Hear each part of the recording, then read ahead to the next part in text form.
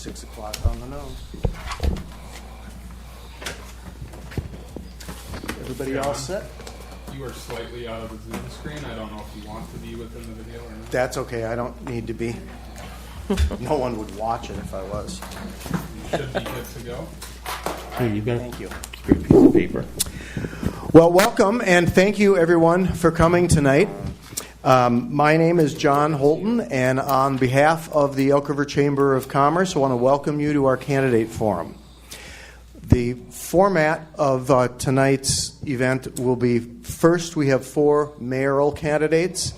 We'll go through this forum, and then we will do the city council forum. The questions for both the mayoral and the council candidates are generally the same. There are some detailed differences. So sorry if you get bored with hearing the same questions over and over. Want to thank the City of Otsego for allowing us to use the facility and for handling the recording. Everything that happens tonight is recorded, and it'll be available on the Chamber's website. So please look in and review tonight if you are interested. I also want to mention that we do have a quorum of the City Council here this evening. This is not a council meeting. This is not a city meeting. There'll be no city business conducted. There'll be no voting on anything. But it's always important to announce that there is a quorum present. This is being recorded. And so for the folks who are currently on council or serving as mayor, it is a quorum present kind of event. And since we will be discussing city business unofficially, it is on record being recorded. So that's my housekeeping note on that. I want to remind everybody, this is a candidate forum. This is an informational forum. This is not a campaign event. The Elk River Chamber does not endorse any candidate. We don't take a position on any candidate. This is an informational session only. And as such, I will ask everyone to hold any comments, hold any reactions, and hold any applause until we finish the forum. So in order for this to take place, order has to be maintained. So please hold any reaction, even though you may really wish to have one. I understand, but we do have to keep order. The way this will work, candidates, you'll have 2 minutes to answer each question. Our timekeeper has a 30-second board, so you'll see that waving when you get to a minute and a half. Then there is a stop sign. That means you're out of time. If the stop sign goes up, I will also call time, so please try to respect the clock. Questions? Okay, let's get started. I have to find my question sheet. There we go. First one's the easy one. Introduce yourself. Tell us why you're running and what would be your top priorities. I'm going to start here at this end with Jacob. So go ahead, introduce yourself, and talk about your priorities. You have 2 minutes. Well, first off, I want to say thank you to the Elk River Chamber. I also want to thank you, the moderator, for hosting this event tonight. And most importantly, I want to thank the citizens of Otsego who are engaged in our community, engaged in the topics, and really researching the candidates for council and for mayor. My name is Jacob Olson. I moved to Otsego in 2010. I have a wife named Taryn, a 6-year-old son Sam, and a yellow lab Molly. I sell real estate, both commercial and residential, when I'm not running for mayor, though running for mayor seems like it's my full-time job here the last month or so. We enjoy spending time in our cabin. I coach high school baseball at Rogers. I used to coach youth hockey at Rogers youth hockey, and then I also volunteer with Park and Rec coaching T-ball. The thing about this election is we're really this is a really, really important election here for the city of Otsego. We're at a bit of a crossroads And what I mean by that is we're in a transition period where we're in the middle of transitioning from a farming community, more of a rural community, to more of a more well-established city. And with that comes a lot of infrastructure needs. What you're going to hear from candidates tonight is you're going to hear about how their plan is to cut spending and be fiscally responsible. But the problem with that is I would challenge them to lay out what they plan on cutting from the budget. There's not a lot that you can cut from the budget when we're talking about $20 million fire stations and other infrastructure. I have a plan to grow our city, to build infrastructure, and lower the tax burdens on residents. Thank you, Jacob. I'm going to go straight down the line. So, Jessica, you're next. All right.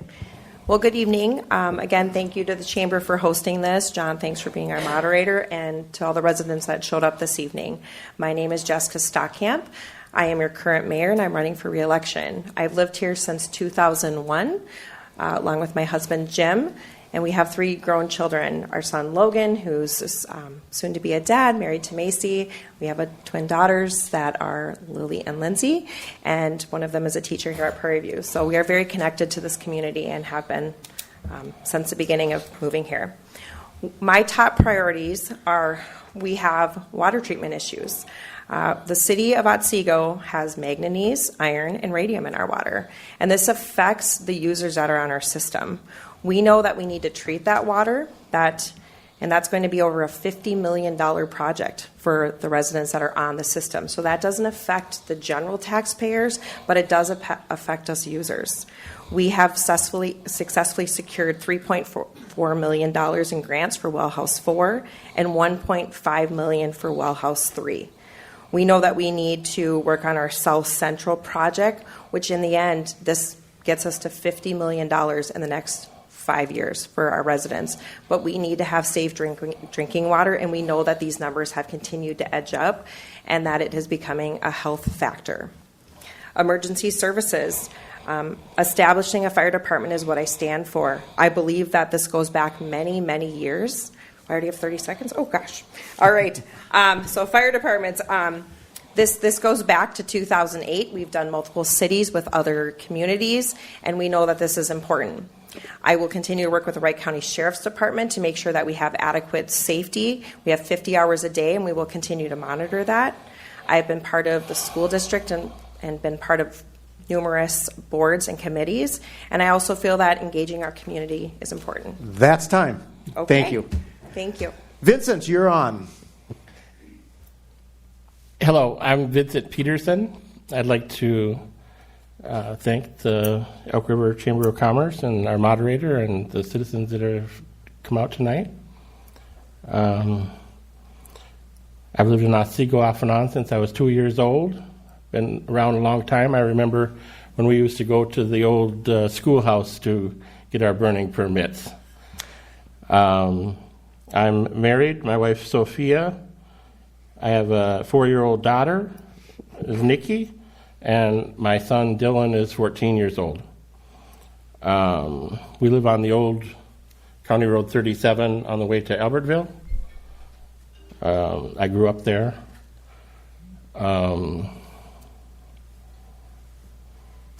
I'm running because I was talking to my neighbor, and he was saying that he expects our taxes to be going up 40 or 50%. I come over to the city hall and see what's going on, and I find out that, we narrowly voted down a $30 million new city hall. There was a recent vote for a $16 million expansion to the park, and there's a $22 million new fire department building possibly being built. As far as cutting anything from the budget, no, I'm not cutting anything from the budget. 30 million, 16 million, 22 million, that's what I'm running for, to stop that. Thank you. Have a good evening. Thank you. David. Thank you for hosting it tonight. My name is David. I'm a resident of Otsego for 22 years now. I'm married to my beautiful wife, Rachel, and we just had our baby about a week and a half ago. I I deeply care about this city, and that's why I'm running. My top 3 priorities are cutting taxes, managing growth responsibly, and ensuring transparency in city government. Tax relief is essential for our residents. I have heard from families and small business owners who are feeling the squeeze of rising property taxes and costs. And as mayor, I will advocate for targeted tax cuts and ease the overall burden on the residents. And at the same time, I will ensure fiscal responsibility by reviewing the city's budget to identify waste and inefficiencies so we can streamline government spending while providing essential services. Second, I am committed to managing growth in a way that preserves Otsego's unique character.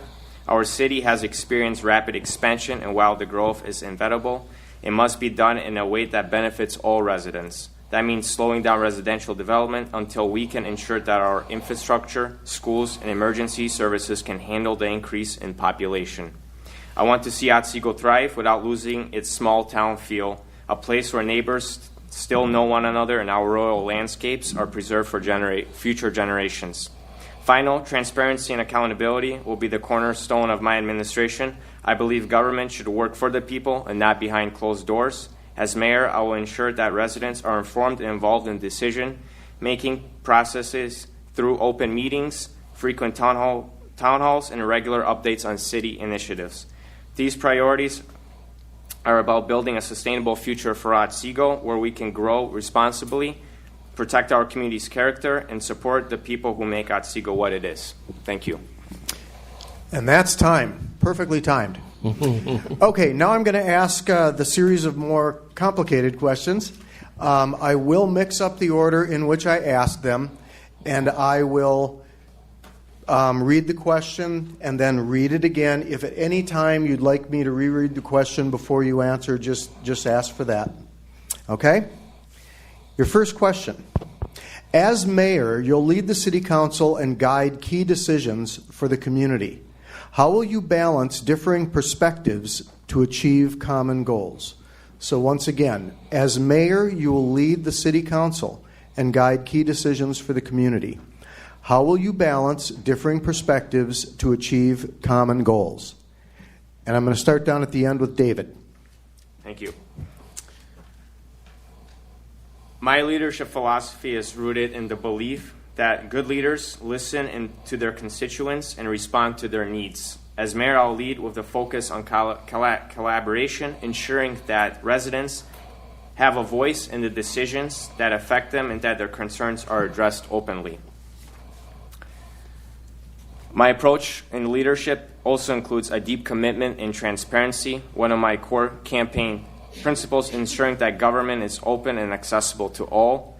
This means regular communication, not just during election seasons, but throughout my term. I will use social media and other digital platforms to keep people updated on key decisions, budget matters, and city initiatives. My leadership will focus on putting Otsego first, making decisions that ensure a sustainable, thriving future for everyone. Thank you. Thank you, David. Jessica, the question is to you. All right. My leadership style is I would consider myself an active leader. I have always been open door policy. I ask that of my staff, and I also ask that of residents. My phone number is listed. People know where I live. I attend all the Park and Rec Commission events that are held each year, and I also make myself active in the community. I participate in ISD 728 leadership roles and committees. I also make sure that I reach out to our neighboring mayors in Elk River, Dayton, Monticello, Rogers, and Albertville, along with St. Michael. There's key things that are happening in those neighboring cities that do affect what happens in Otsego. So being a leader and knowing that we have to come together and make common decisions that affect the city of Otsego is important to make sure that we're an effective leader. I always make sure that I'm putting the right people in the right spots at the right time. We have staff that has continued to make improvements, which we have improved our social media policy. We have hired an IT specialist to make sure that we are growing and meeting the needs of our residents. And along with that, that makes sure that the information gets out to residents. I want and I urge residents to make sure that they're reaching out to their city council members, but that they're also reaching out to city staff. The information is available to all residents on all decisions, because I can respect that you can't attend every city council meeting, but there's nothing that's happening behind closed doors or in secret meetings. Everything that we do is required to be open. And so I urge residents to make a good decision when they're looking for their next leader for the city of Otsego. Thank you. Thank you. Vincent. Thank you. My leadership style is very open door. Usually I explain my position and then listen to everyone else's input on that. I believe that is, a leadership from the standpoint of listening to everyone and at the same time having your input prior to having your opinion tainted by a certain person's opinion.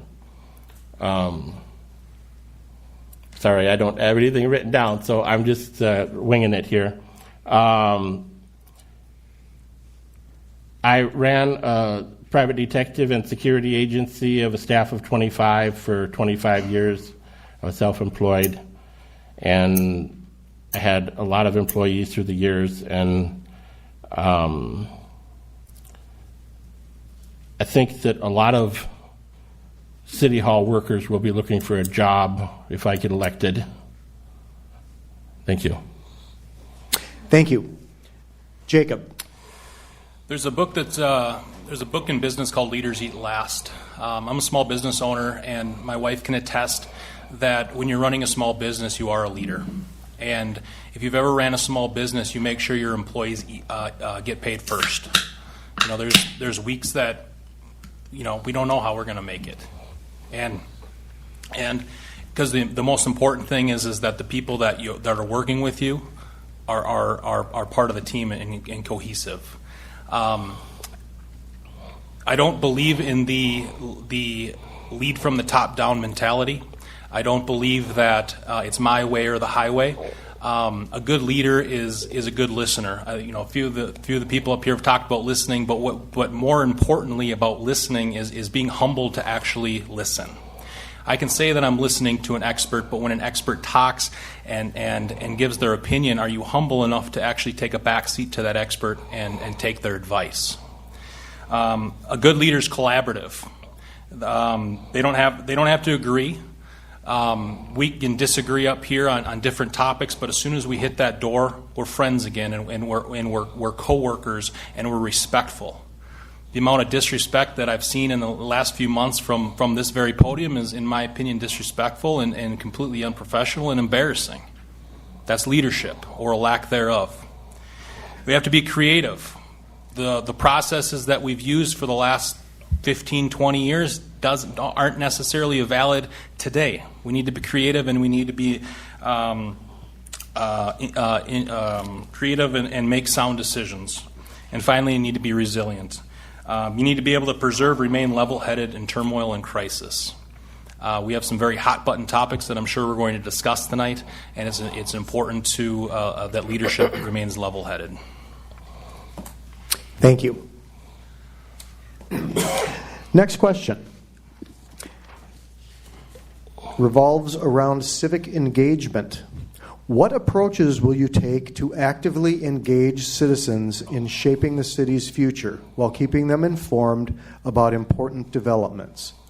What approaches will you take to actively engage citizens in shaping the city's future while keeping them informed about important developments?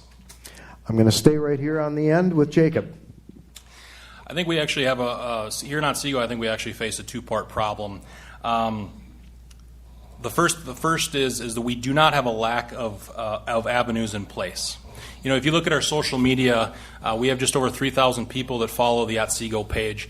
But when you look at the Otsego bulletin board, there's over 23,000 people. So why is there such a difference between the Otsego page and the Otsego bulletin board? In my opinion, it's because of the content that's being posted. When people go online, go on social media looking for information, they're not looking for information on when their fire hydrants are getting flushed, because I see that coming home from Coburns. They want to know where our tax dollars are going. They want to know, hear more about the rumblings surrounding some of the hot button topics. All right.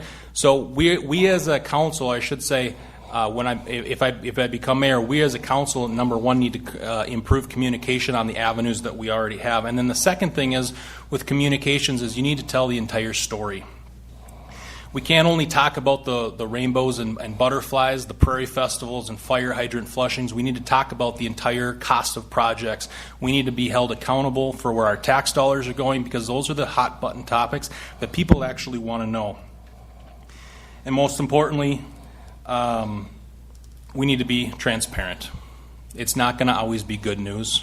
And as a council, we need to be transparent when it comes to communicating with our residents. Thank you. David. I think communication is important with the citizens. Just from talking to people around the city itself, a lot of people feel out of the loop on what's going around. And I think the city can do a much better job on social media and just reaching out to people in the community of what's going on. So as mayor, I will prioritize that, engaging with citizens, making sure that everyone has a voice that can be heard and that everyone can have their input, and that we can just have a stronger sense in community. So, yeah. Thank you. Jessica, questions to you. Okay, thank you. We realize that getting information out to residents is hard. We have a lack of one newspaper that covers the city, and now the one newspaper that did cover the city has now gone to a paid subscription. So that makes it even harder for our residents to get that information. But we know that by using the newsletter that we mail out, and again, I agree it's only quarterly, it's very costly for us to continue to do that. So we're trying to find avenues. We've worked with HKGI to do Social Pinpoint, which helped us put together information for our park survey. We also worked to do Social Pinpoint on the city website when we were looking to update our comp plan. So I understand that we need to look at different forms of media. Everybody sees things differently. Knowing that we now have a communications person and an IT person, we are looking at how we can get information out and into people's hands to get the full information. We have used this successfully by establishing special advisory groups, which were part of the Emergency Services Department, and we did it with the Prairie Park Master Plan, which we got a ton of input from residents that those residents became involved and stepped up. So I understand that it's not always easy to get everything out, but please understand that the city, the size that we are, and not having one form of communication has been a challenge for years, and we are still looking at ways that we can improve that. And I agree that not everything should be butterflies and rainbows, but we also have never hidden any of the facts that is out there. The data is there for our residents, and so I urge people to continue to research and reach out to us. Thank you. Thank you. Vincent. Thank you. I guess transparency is a good word. I think we are lacking some transparency. I've been door knocking a lot in the last month, and it was brought up to me that this costly magazine that the city produces, maybe that money would be better spent on supporting the local Star News or some other mass media like that was delivered to every home in Otsego. I think it's important to engage in the community's ideas, to better provide the information that they're looking for. We've known for a long time that magazine that Otsego produces is very costly, and the information in there, quite frankly, is not helpful to transparency. It's more like a butterflies and rainbows type thing. I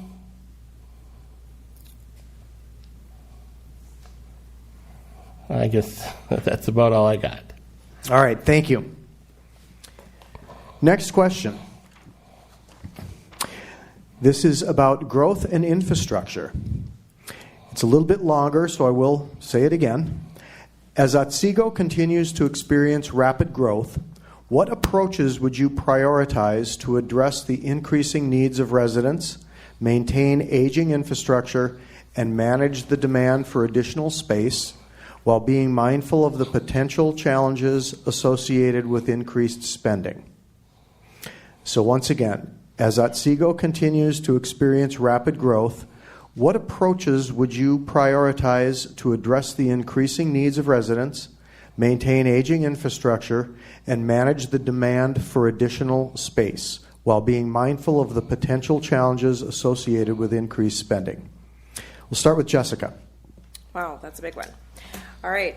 I will say we can look back that the city has continued to grow over 50 years. So most of our infrastructure has really come in the last with the water treatment that came in 1998. So we saw it back in 1960, there's 1,000 people that live here. Now we have 24,000 people that live here in 2024. But most of that infrastructure is fairly new. So we understand that there's a demand to make sure that when those developments are coming in, they're the ones paying and putting that infrastructure in place for the individual neighborhoods. But we also have the main infrastructure, which is the roads that are connecting the city and keeping it connected. We need to make sure that we're balancing that by following our comprehensive plan and by making sure that those pieces that are in the ground will sustain our residents and not become costly and taxing on that. We also are able to make sure that we are looking ahead with our comp plan, that we make sure our goals are lined up and we're looking ahead to the next 10 years, so we don't all of a sudden become burdened with a project that comes online that we weren't anticipating. The growth to the city is already laid out. We know what it's going to be like. We know, and we do follow the comprehensive plan. Making sure that facilities and equipment that is used for our residents, the longevity of parks and trails, our streets, these are all things that we have to look at and make sure that we're budgeting accordingly. So again, this is not something that just gets sprung on residents. We have done a really good job and always bought by the terms of users pay. And so when those developments come in, they're paying the cost in the beginning. And then it becomes the taxpayer's burden. So we want to make sure that we're being fiscally responsible for that and to our residents. Thank you. Vincent. Thank you. I've had this question before at many residents' doors, and the infrastructure here is fairly new, so we don't have a aging infrastructure problem. But we have muddy water, and that's a problem for a lot of residents. My view is that the city council job is, as an elected official, they're elected to go up here and do a job to represent the people of Otsego, and it's pretty straightforward. There's a comprehensive plan that's been in place for over 20 years. The developments that happen, the developer pays for the roads in there. The developer builds green spaces in there, just how the city council lays it out. All kinds of things that the developers pay for all this stuff. It isn't like this is a burden on to the citizens. The burden is the roads, the county roads and the city roads, of course. And so the city does pay those. But most of the developer costs are paid by the developer, and it isn't something that the city really is budgeting long term for once a development goes in to go back in there and redo something there. I mean, the developer pays for all that up front. That's all I have. Thanks. Thank you. Jacob. So, Jessica's kind of touched on it, how we're definitely a growing city. It goes back to that transition period that I talked about at the beginning of the night. With that transition period comes a lot of need for infrastructure. We are one of the fastest growing cities in the state of Minnesota. We're also the fastest growing city in Wright County. I've heard from a few people that they want to stop expansion. They want to slow down growth. But my fear with that is if you put a moratorium on new construction or new development, we wouldn't likely see a slowdown for almost 4 years. We have over 600 platted lots right now ready to go, ready to break ground here in the city of Otsego. We also have a water treatment facility finishing construction in the western side of the city. We have a fire station coming down the pipeline, and obviously rumors of park expansions and park restructuring. With all that comes a very, very high price tag. The problem with our city that we're having right now is we need to restructure the way we do development. We're still developing Otsego in 2024 and 2025 like it's 2006 and 7, and that just doesn't work anymore. There's processes that neighboring cities around us are all using and are all being prosperous off of development. A good rule of thumb, off of my calculations, for every new development that we have come into Otsego, we lose about $1.7 million that every neighboring city around us would be capturing. And we've approved 3 in the last 90 days, which is just shy of $6 million. So when we talk about the fire station here in a few minutes, when we talk about Prairie Park, when we talk about the wastewater treatment facility, and we talk about taxes going up, how high would your taxes go up if we added $6 million to our revenue? Thank you. And David. Otsego's rapid growth is both an opportunity and a challenge. While growth brings new businesses and residents to our city, it also puts pressure on our infrastructure, roads, and schools, and emergency services. I'd say first, what we need to do is slow down the pace of the residential development until we have the infrastructure in place to support it. It's essential that our city doesn't grow faster than our ability to provide essential services like road maintenance, school capacity, and emergency response. We've seen the strain that the overdevelopment can place on the community, and I will ensure that Otsego's growth is thoughtful and measured rather than rushed and reckless. And second, we must make smart investments in infrastructure. This means prioritizing projects that improve quality of life for all residents, ensuring that our water and sewer systems are equipped to handle the increased demand. And also important that we plan for the future, not just for the present. This means considering the environmental impact of new developments and ensuring that we preserve our parks, trails, and green spaces for future generations. And finally, I will ensure that any growth we pursue fits within the community's vision for Otsego's future. This means engaging residents in conversations about what they want to see in their city and ensuring that new developments align with our small town values. Growth is inevitable, but how we manage it will define the future of Otsego. Thank you. Thank you. I think I got everybody on that one. Okay. I forgot to say in the beginning, if I miss you with a question, just shout at me, because occasionally I do lose track. So don't hesitate if I missed you, and I apologize in advance. Okay, next question is regarding tax policy. Many candidates often pledge to lower taxes or reduce government spending. Given that a significant portion of the city's budget is allocated to essential services like public safety and public works, what 3 specific areas would you prioritize to achieve this goal of lower taxes while minimizing the impact on essential services? Once again, many candidates often pledge to lower taxes or reduce government spending. Given that a significant portion of the city's budget is allocated to essential services like public safety and public works, what 3 specific areas would you prioritize to achieve this goal of lower taxes while minimizing the impact on services? I'm going to stay with David. My policy is focused on reducing the financial burden on our residents while ensuring that Otsego remains fiscally responsible. One of my first priorities is to conduct a comprehensive review of the city's budget to identify the inefficiencies in areas where we can save. And I believe we can cut unnecessary spending without sacrificing essential services. And I will work diligently to make sure that every dollar is spent wisely.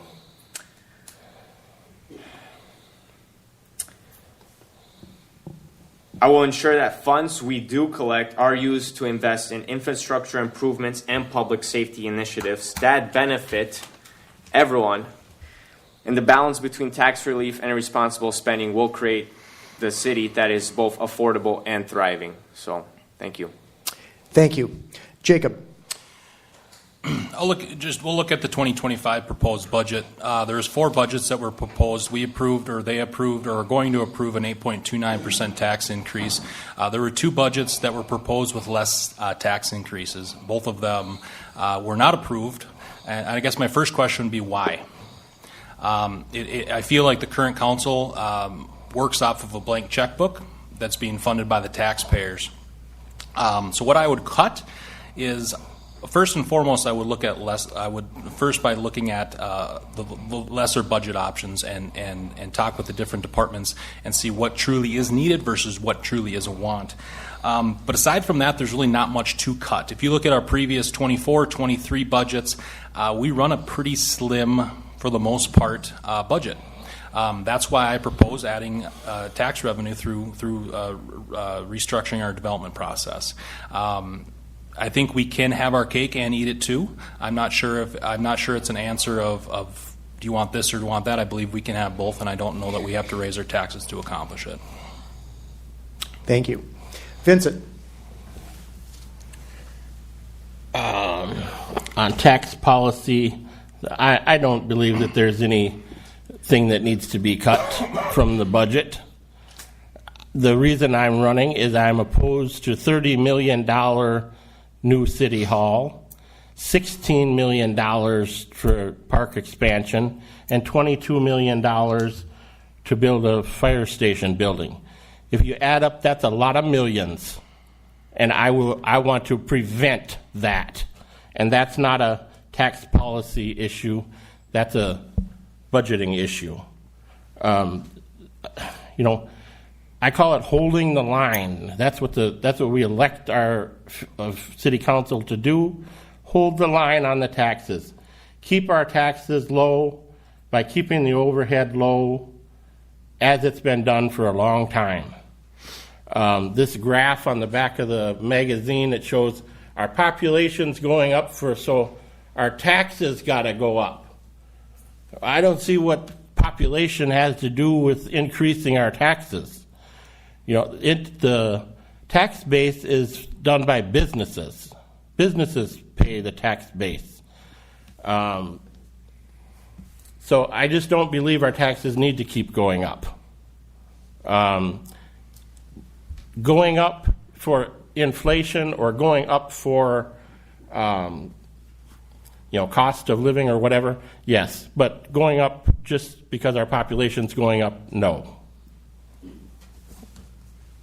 That's it. Thank you. Jessica. All right.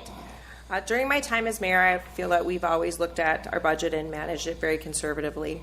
The 3 areas of cutting, as you mentioned, that was part of the question.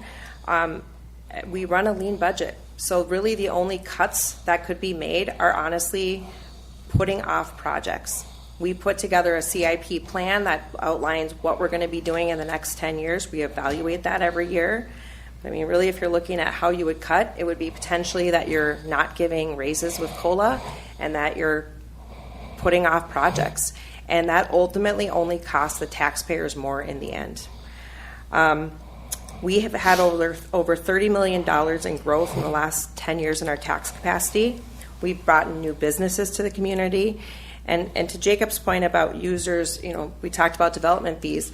We've always believed that users pay, but what I would urge residents to do is under Jacob's plan is that has been dispelled basically. Look at the cities of Woodbury, Corcoran, and Dayton. They were all sued by developers that said, you're charging us too much money. So I would love if we can find a way to increase revenue for our residents so we can lower taxes, but the reality is we are required by the state on what we can charge for developers that come in here and what fees that we can charge when you pull permits. So really, as the community grows, we are looking always ahead to keep our infrastructure in place and keep our taxes low, and by providing what residents want that have chosen to make Otsego their home. Can I rebuttal? We do not offer rebuttal time. After our prepared questions, you'll have a 2-minute piece to wrap up, and that's when you can do that. Thank you. Next question. Fire station and emergency services. I'll pull the podium back so I don't get caught in the crossfire on this one. The city of Otsego has plans to build a new fire station and has ordered its first fire truck. Given concerns about the impact on taxes and the decision-making process, how would you approach building the new emergency services department while addressing citizens' concerns and ensuring transparency? Once again, the city of Otsego has plans to build a new fire station and has ordered its first fire truck. Given concerns about the impact on taxes and the decision-making process, how would you approach building the new emergency services department while addressing citizen concerns and ensuring transparency? Jessica. All right. So the city has actually went ahead and ordered 4 fire trucks. So for clarification on his comment, we have ordered 4 fire trucks. The locations have been determined from numerous studies that we've done both externally with the city of Elk River when we acquired our property on 85th and Park, along with individual and internal studies that we both did with Capstone and also with Beacon GIS. Those helped us determine our location when we bought our property on 75th and Odine. We have maintained those contracts, and the city has outgrown what they can provide. This isn't just about your house burning down. This is also about emergency services. When we looked at what our needs as a community are, it was about, we have not one ambulance that serves our city, we have 5 that actually take care of the city of Otsego. So we need to make sure that when you are calling 911, you are going to have someone come help you, and not just a Wright County deputy sitting there saying, it's going to be okay, it's going to be okay.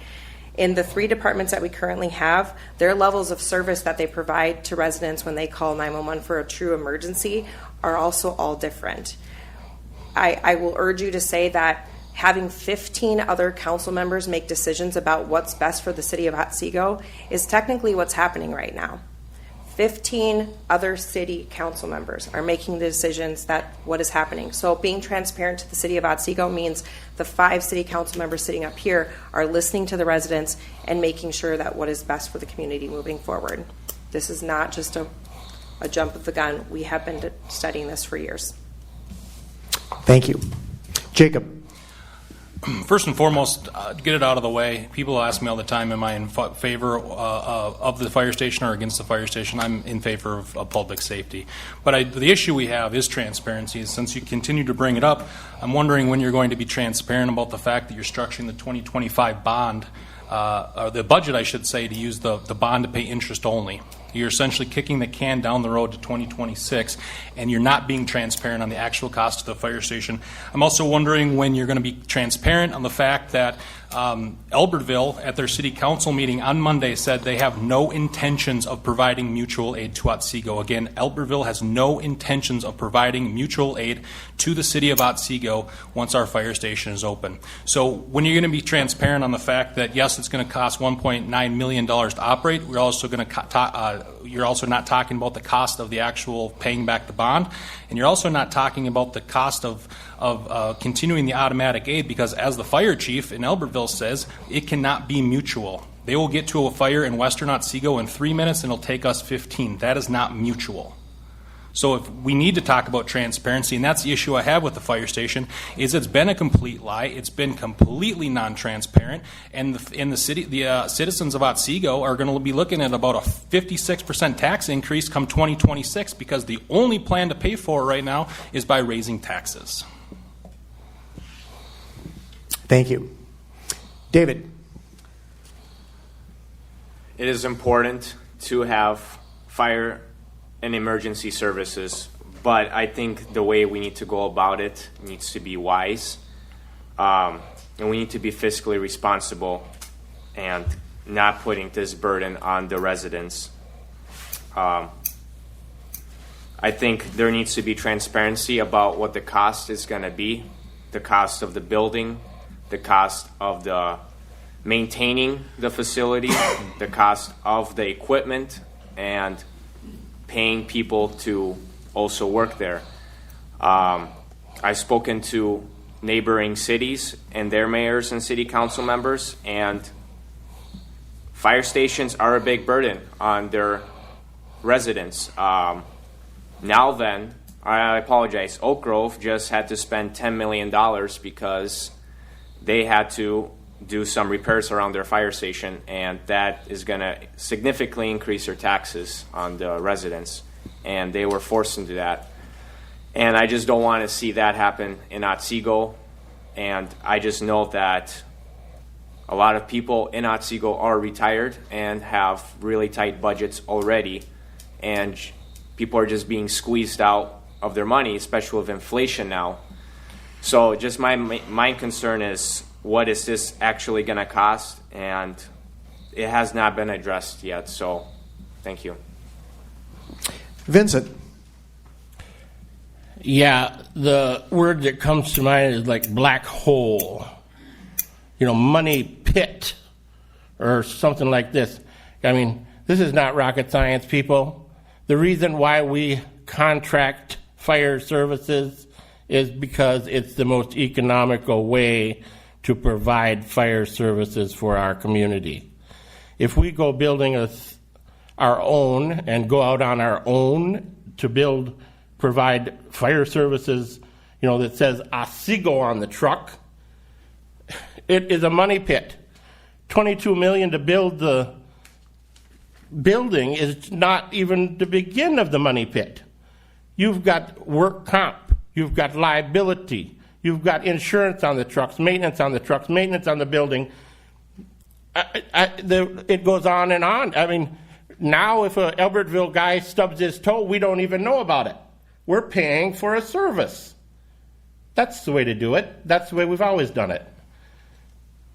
That's the way we get our policing services. The sheriff provides our policing services because that's the most economical way to receive our policing services, is through a service that the sheriff department provides us. If we want more service, we call over to Albertville or Rogers or Dayton or Elk River. We say, hey, we need more service. They give us more service. We pay for more service. It's very simple, people. We need to vote out the people that are the big spenders and get back to the basics of just doing governance. Thank you. Debbie's going to get real irritated with me now because I'm going to go way off script. Given the importance of this issue and the interest in the issue we just discussed, I'm going to go back across the candidates and give everybody one additional minute to address the issue of the fire station and public safety. So you're going to only have 1 minute, but a lot was said, and I got the feeling from most of you that you wish you had a little bit more time because it's such an important issue. Unless the audience doesn't think it's an important issue. Let's go back to Jacob. 1 minute. So if you look at the GIS report that we paid for in 2018 that was referenced up here, they said that we don't need a new fire station until likely 2030, and that's if Rogers and Elk River does not build a secondary station, what they both have. Public safety is obviously very, very important. But the reality of the matter is unless we have massive, massive tax increases to pay for automatic aid that we're currently receiving, it's going to be very, very detrimental to the health and safety of our residents. Because as every single fire chief around here has stated, with the exception of ours, they are not going to continue mutual aid, which means the only option would be automatic aid, which you have to continue to pay for. Thank you. Back to David.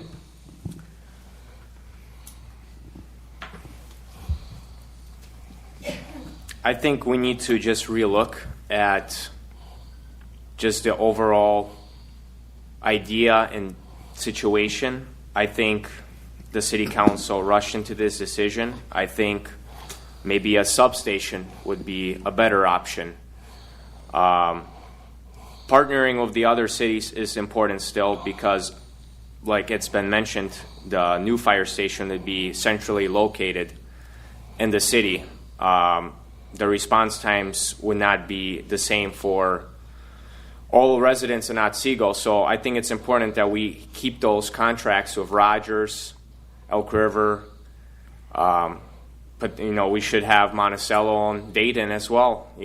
I live closer to the Dayton station than it would be to the new one. So I just think we just need to relook the overall situation. So thank you. Thank you. Vincent, you've got 1 more minute. I will just tell you that mutual aid is not going to happen if we build our own fire department. These departments that we're paying a lot of money to provide a service that we love and need, they are not going to come here and provide service for free now if we build our own department. It's just common sense, people. If somebody says if a city council person says they're going to raise your taxes, believe they're going to raise your taxes. That's it. Thank you. Jessica, 1 minute. Okay. As Jacob asked earlier, he said about being transparent. We have looked at projections. We anticipate that the fire station will increase your taxes on a medium value home $136 to $169 a year. That's the facts to it. What we have to look at also is that our department will have staff there. So when the call comes in, they can go out immediately, and it is backfilled with volunteers. You talk about the city of Albertville. The fire chief is retiring in the middle of 2026. So we don't know what those contracts will look like. We don't know what will happen or change for those communities. And again, we're basing this on those city councils making a decision what's best for the city of Otsego. We need to be looking, and that's exactly what we have done and we continue to do. We need to make sure that when those calls come in, that we are responding appropriately and effectively for our residents. That is what matters. Thank you. This will be our final prepared question, and it involves economic development.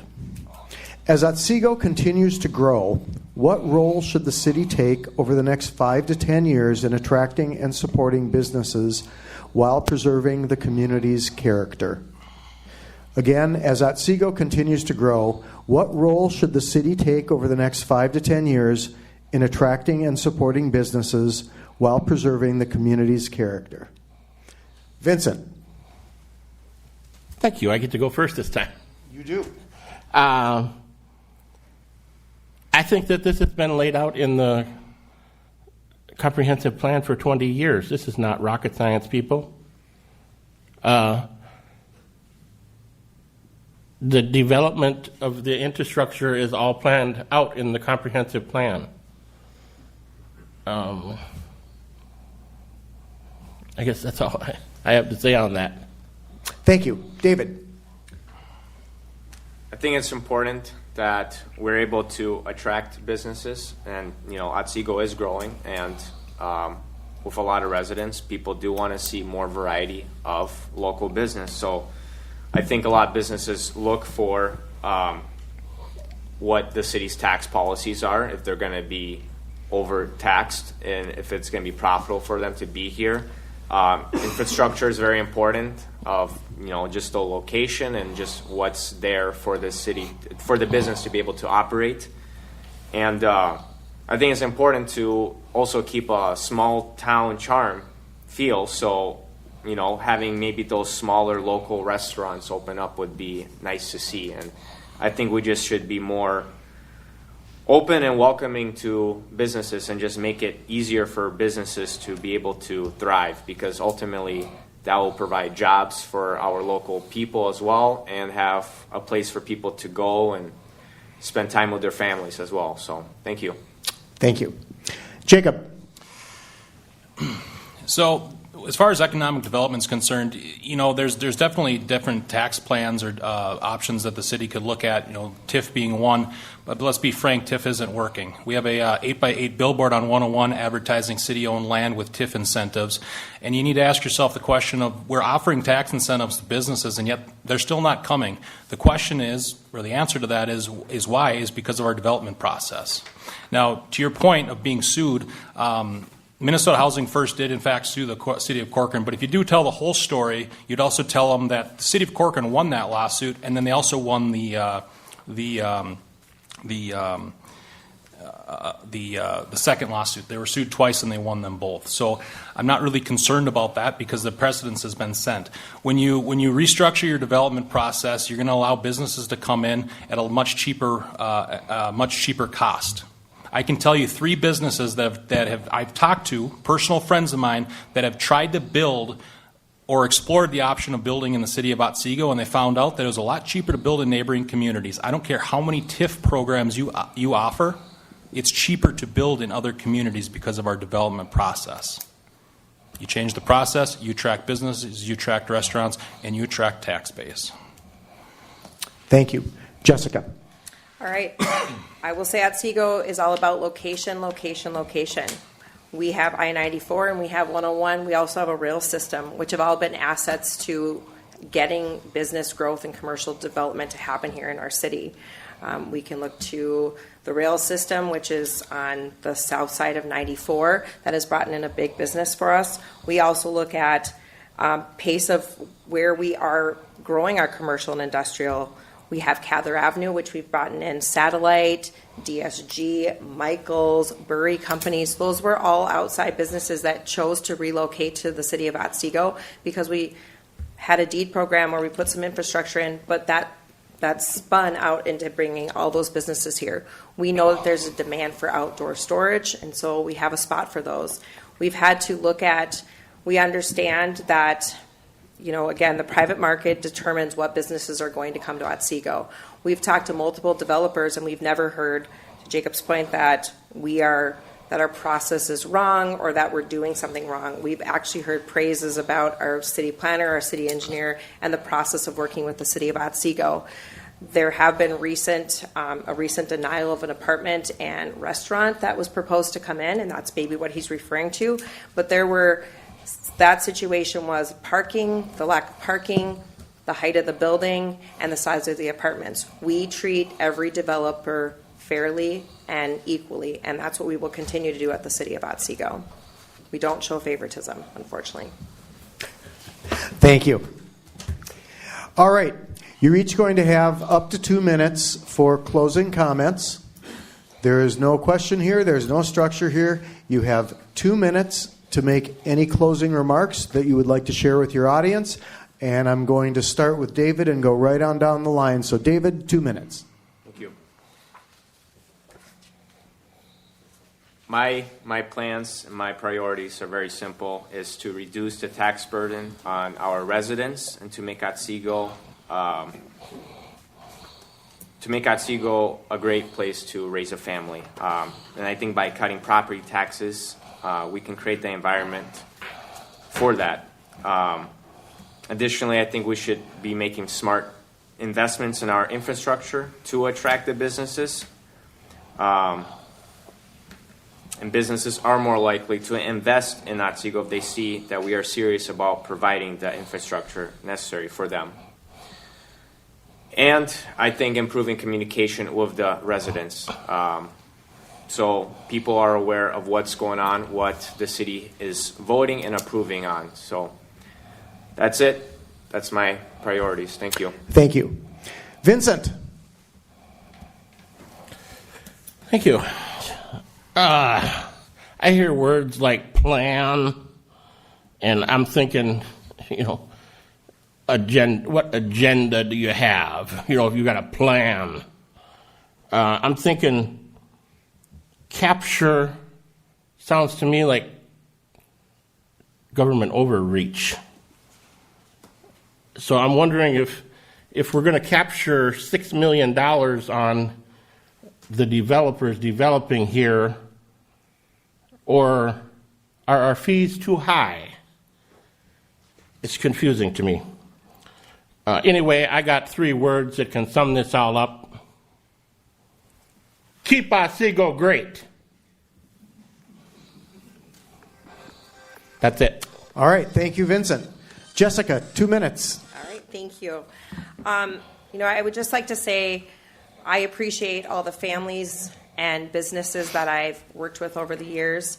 We have such an amazing city. We should be all very proud of it. It has grown very successfully. We followed our comprehensive plan.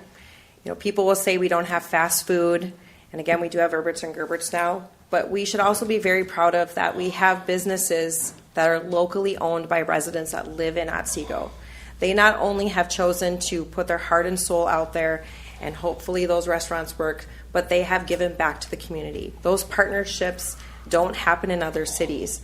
And the families that have chosen to make this their home, we see that life cycle housing is happening. We have many people that I've met that they moved here because their kids live here. So this is a unique situation that we live in, and we should be very proud of where Otsego is today and where it will be in the future.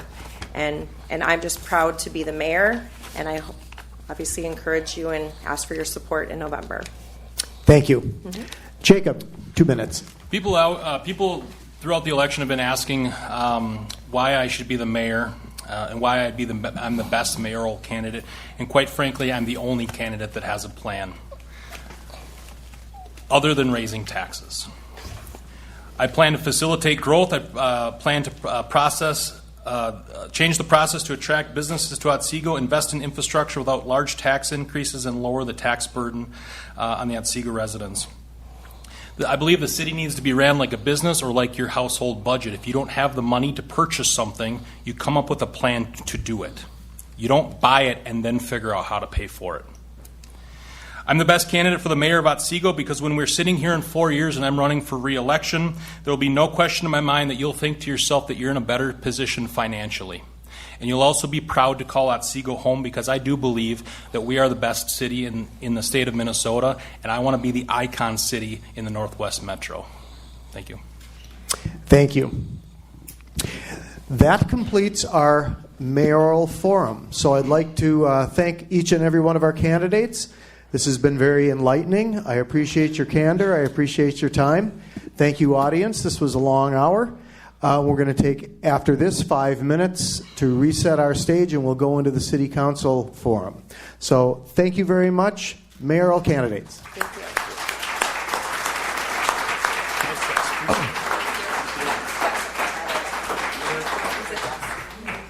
I think I might shake that way. Thank you. It was nice.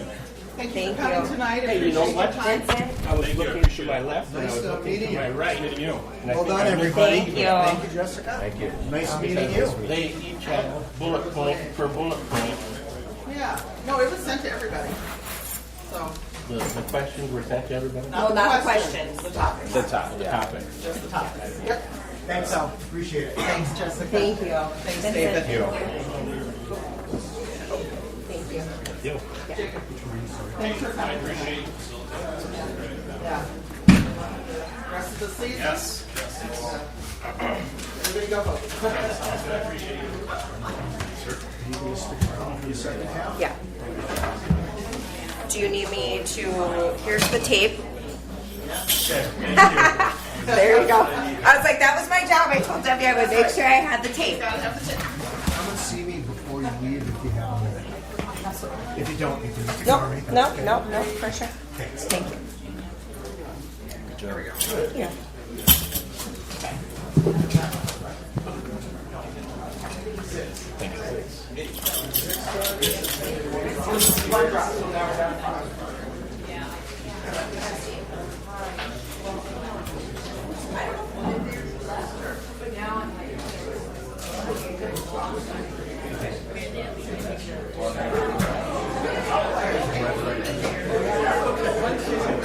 One, two, three.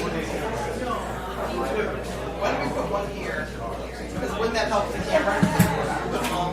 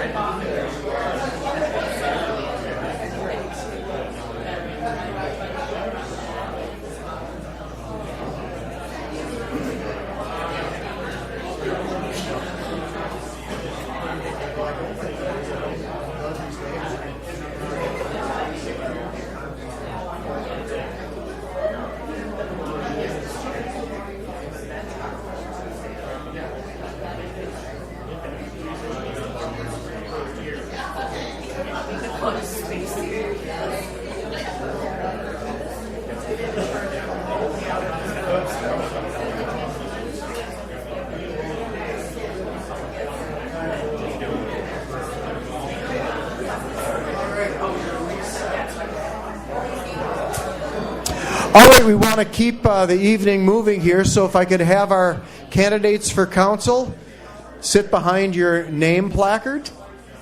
And everyone else, if you could please take a seat, we'll get started in just a minute here.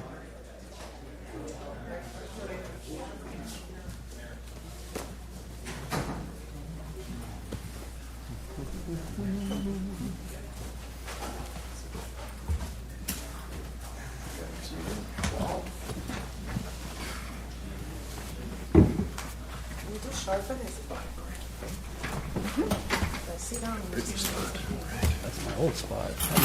Haven't been up here for a while.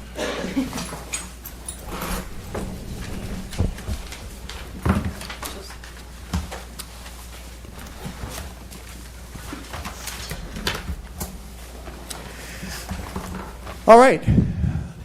Thanks, everybody, for sticking around for the second half of our forum. This will be our candidates for your city council. Candidates, the rules again. I'm going to ask each of you a question. I will read the questions twice. There are 5 of you, so it can be kind of a long time from when the first is answered or is asked till the last is asked. If you would like the question restated, just say so. That's not a problem. If I lose track and forget to call on you for one of the answers, call that to my attention immediately, and I apologize in advance. Sometimes that happens. Here is our timekeeper. Dan has 2 signs. One gives you a 30-second warning. The other is the stop sign. That means your time is up. If you blow through your stop sign, I will call you on that. Again, audience, please hold any comment, any applause until the forum is completely finished. Any candidate questions on how the process works here? If not, we'll just get going. All right. Your first question is the easiest one. It's just an opportunity to introduce yourself and state what your priorities are. I'm going to go straight down the line, starting with Gabe. My name is Gabe Davers. I've lived in Otsego 46 years. I, along with Vince Peterson, when the city was formed, we were assigned to the Economic Development group. We met for a few years, and then the city council just kind of never called another meeting, so that's what happened there. I got involved in this whole process last November when I found out about a $32 million city hall that I was told by the city everybody knew about. Nobody did. They held an open house in September, attended by 5 people, which obviously that shows you that the city did not know anything about it. The residents knew nothing. 5 people attended that meeting. 3 of them were city council members. And I formed Concerned Citizens of Otsego, get more information out there. Had 300 people join it within the first week, and the city had another meeting about that. They decided second open house, and 70 people showed up for that. Consequently, we organized, we informed the citizens, and when the city council was supposed to vote on it, for the city council members who were strongly in favor of it, after listening to 140 citizens, expressed their outrage at the increased property taxes, not knowing about the plan. The city council that night went 5-0 against their own plan. Consequently, I've kept up with the page. We're over at 1,200 members now, and I've been outdoor knocking, and the number one issue is increased taxes. People are living on fixed incomes. I've run into several people who are planning on leaving the city because of the tax policy. This tax and spend council has got to go. People want to keep their money. They want to be able to vote. I totally am in favor of every bond for a firehouse, for a city hall, for a rec center, community center. And People that's your vote on time. Thank you, Gabe. Isabel, 2 minutes. Isabel Grimm. The reason that I'm running, is that what it is, right? Sorry. It's your time to introduce yourself and say what your priorities are. It's your 2 minutes. It's free time. Socialism is part of what I live, and communism in my country. Back home 25 years ago. American is my home now. When I look at and said, we're not going to own anything. Socialism is brutal. It's evil. It takes your homes. It takes your business. And what I see here is they want to take our houses through our increased taxes. When I see that much irresponsibility of spending our money, I said, socialism is here. It's knocking on our doors, and we need to wake up. I don't know if I'm going to win. But I just want for people to hear what is coming, and for everybody to be aware of what is coming.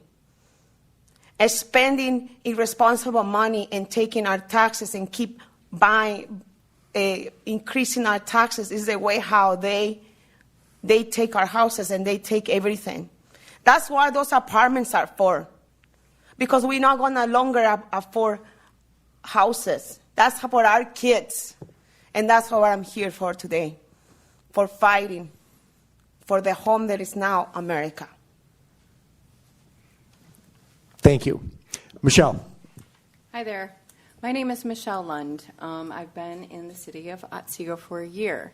I grew up in a small town called Hastings, and it's just on the opposite side of the river from here. So I understand small town philosophies and wanting to keep the feel of the small town. My priorities include financial responsibility, clear communication, respect for diverse opinions, and a positive collaboration. By focusing on these principles, I aim to foster a transparent, inclusive, and effective governance that benefits the entire community. I am a level-headed person. I like to listen to everyone and everyone's comments and everyone's opinions. They all matter. We should care about our neighbors. We should care about what people believe and what people think and how people react. So I appreciate the time. I appreciate everyone being here. And I appreciate the work that has been done up to this point. Thank you. Thank you. Corey.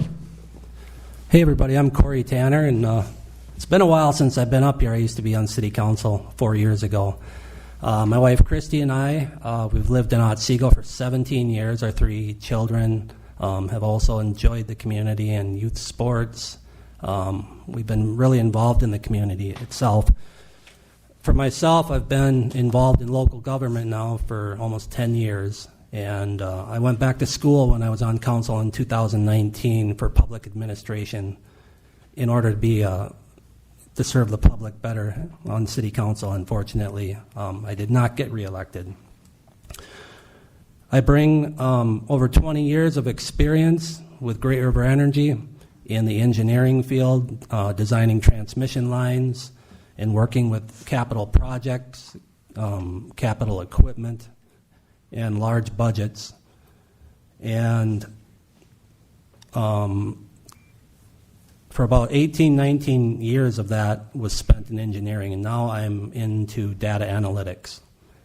And so why I'm running is, in 4 years, I've seen a lot of the engagement from council kind of disappear, and that makes me sad that a lot of people seem like they're getting misinformation.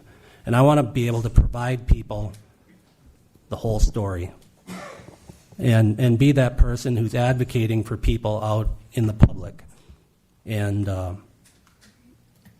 guess that's why I'm running. Thank you. Thank you. And Jeffrey. Thank you. My name is Jeffrey Dahl. I've lived in Otsego since 2013. I've been your council member since I was elected in 2020, so started in January 21.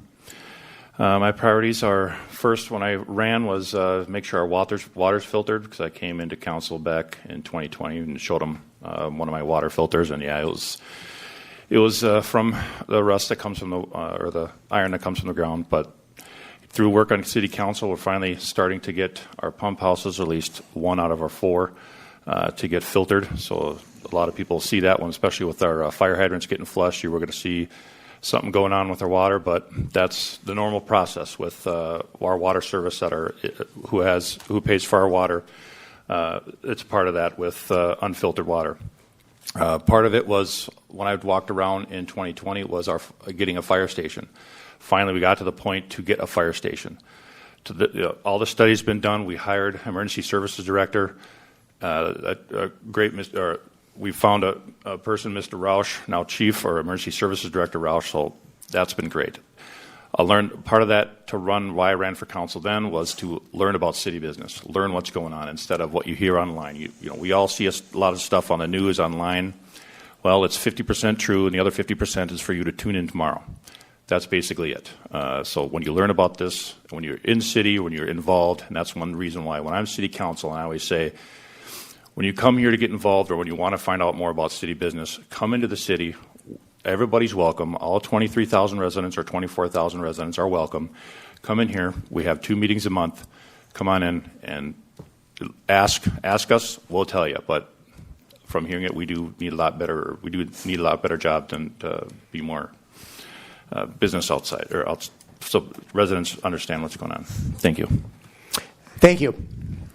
All right. Here's your first prepared question. It is regarding civic engagement. What approaches will you take to actively engage citizens in shaping the city's future while keeping them informed about important developments? Once again, what approaches will you take to actively engage citizens in shaping the city's future while keeping them informed about important developments? I'm going to start with you, Isabel. You have 2 minutes. We have the website. Just give half of the information. I think the community is tired of going to the website and see lies, half of the information. The numbers does not make sense. I'm actually a banker, so I know a little bit about numbers, and it just doesn't make sense. And lies, we need to approach that. I love games face-based right now. A lot of people are getting informed by that. So we need to communicate a little bit more specific numbers. I think if we have a good communication, it's just the people and the city in this way is not listening to us. So for communicate to people, it needs to be like the person who says the information and the person who actually gets the information. And I think the communication is failing on the other side. These people are not listening to the community, and you say I think a lot of people has a lot of questions, and it's not being answered. And when you do, like I did, when you want to talk something, actually I got somebody who got my First Amendment right violate. So they get upset, you get be silenced.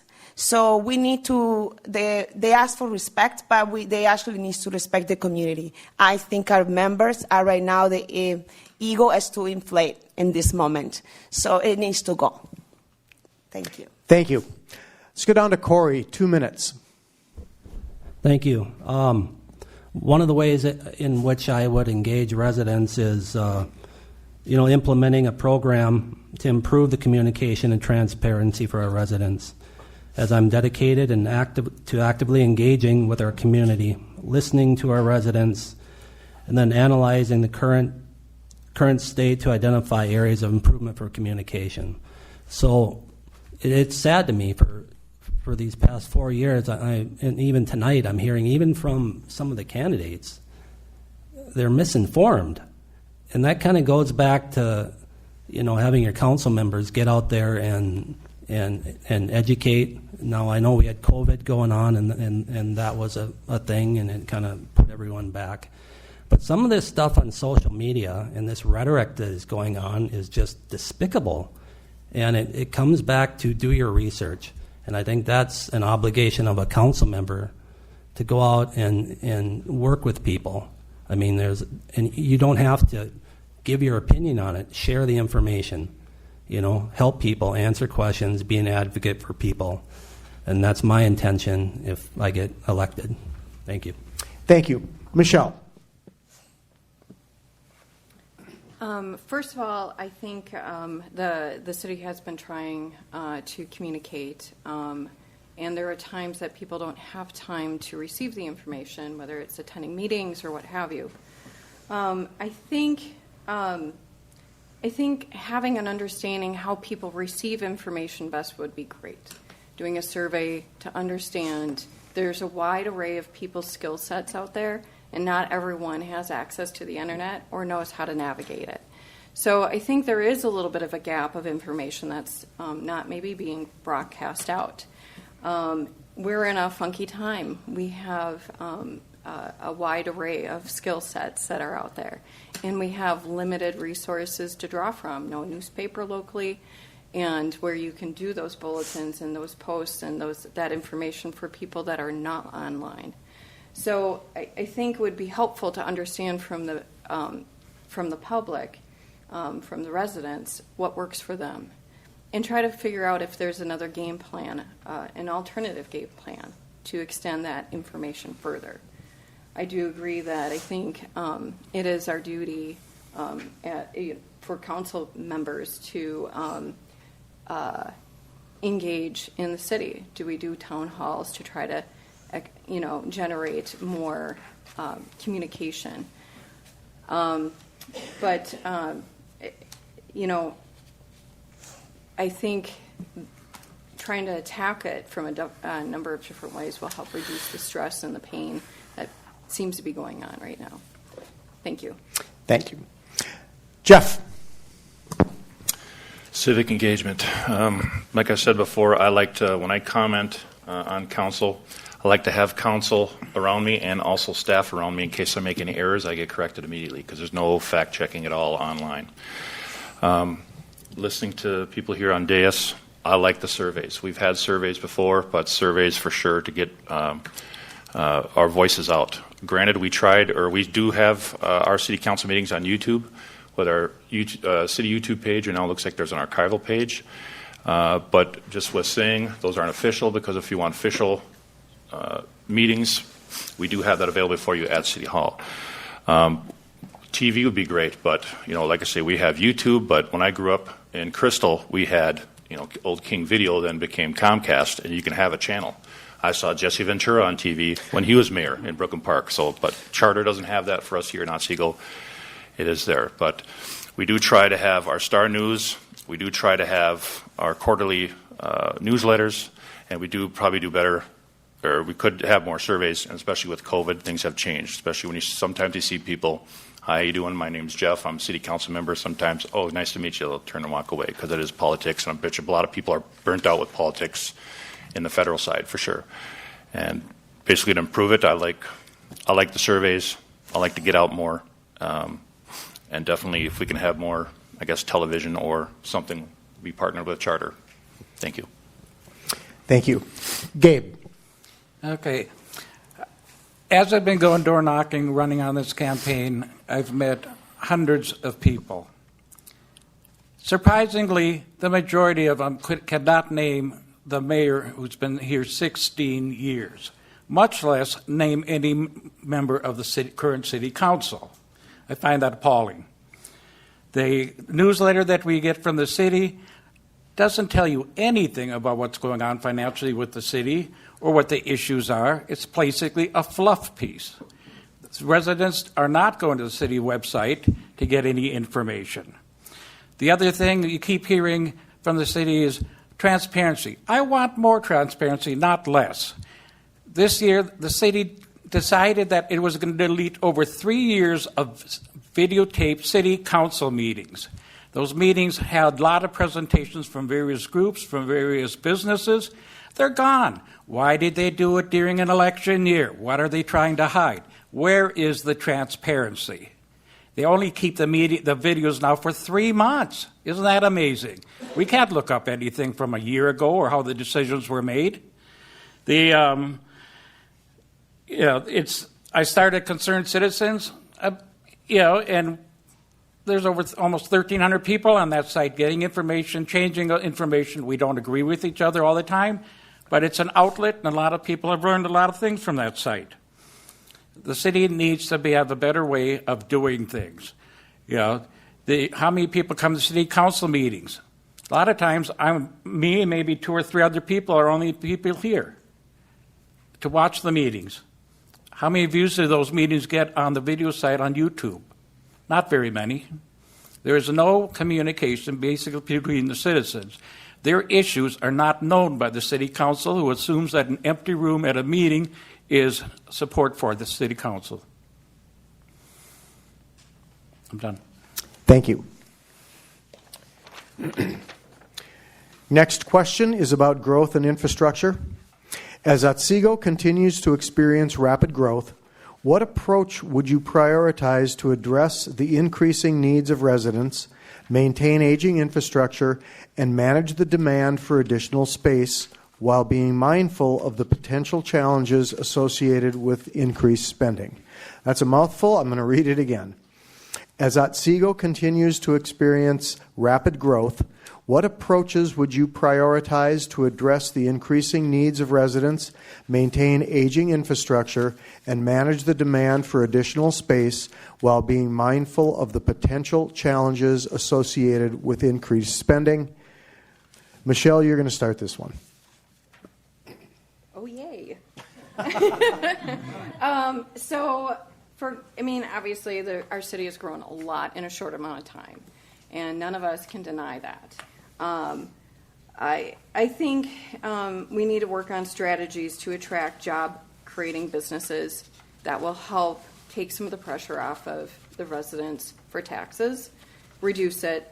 But then the other thing we want to do is make sure that we're assessing our new businesses or new developments that are coming into town and make sure that we are keeping on par with some of our other communities.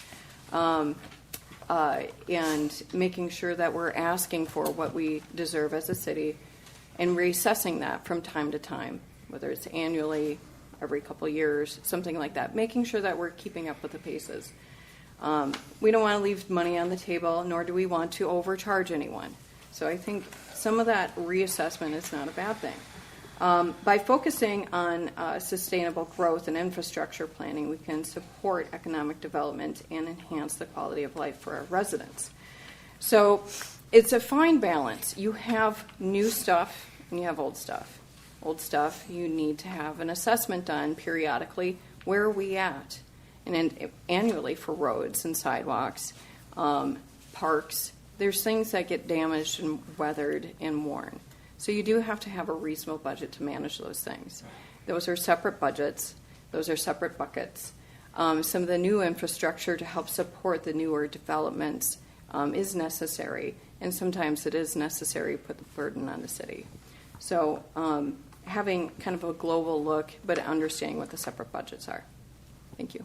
Thank you. Isabel, question's yours. Just want to let you know, you guys, I'm American First candidate, family first, American value only. Every time we got apartments around here, it's the people that are here temporary. We want to make sure before we grow anything, let's go fix what we got. We have a brown water right now. It's a lot of people. I can't believe the city built $400,000 houses. They are right now with brown water. And then they want to keep growing. How are you going to grow? You don't fix that. How are we going to get roundabouts everywhere? But the brown water was before that. So we are putting the money in the wrong spots. So I think we need new businesses, except coffee and liquor.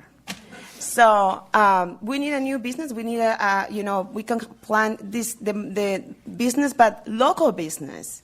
We have Target. They have their corporation somewhere else, and all of these big corporations. We need a small business because that's how American was great. American was great by a small business and your house. We got more freedom. We need to get more freedom. Our freedom are taken away every time now we have HOAs. Everywhere. We don't have all type of houses. Now we have everywhere. So now not only the government tell us rules, the county tell us rules, the city tell us rules, now the association tell us rules. And we found in all of these people. So, thank you. Thank you. Gabe. Can you repeat the question? American instructions. As Otsego continues to experience rapid growth, what approaches would you prioritize to address the increasing needs of residents, maintain aging infrastructure, and manage the demand for additional space while being mindful of the potential challenges associated with increased spending? Okay. I sat through a 5-hour city budget meeting, and there basically isn't that much to cut. However, when the city decided to go with a percentage, they had 4 options. They decided instead of the lowest option of a 3% levy, they went with 8.2. The residents, I feel, should be able to vote on any time the city comes up with tens of millions of dollars worth of spending and not be forced by the city council using an EDA, which takes away their right to petition and vote on something. That's one way we can control a lot of the spending that's being done. The roads in front of my house used to be a dirt road. I used to ride my horses through where there are no houses. I understand growth. But I think it needs to be done thoughtfully and have everything in place when the housing does come. I've reached a lot of the houses where people are living in $400,000 homes. They complain about the brown water.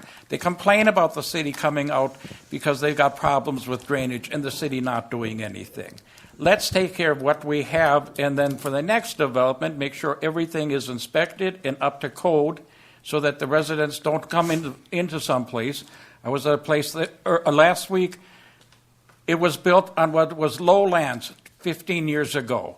bulldozers went through there and leveled it all. Now the houses are sinking, the sidewalks are cracking, and they're wondering what's going on. Where was the inspection? Where was the city engineer? They can't get answers. We need to take care of what we have before we do anything further. Thank you. Thank you. Down to Jeffrey.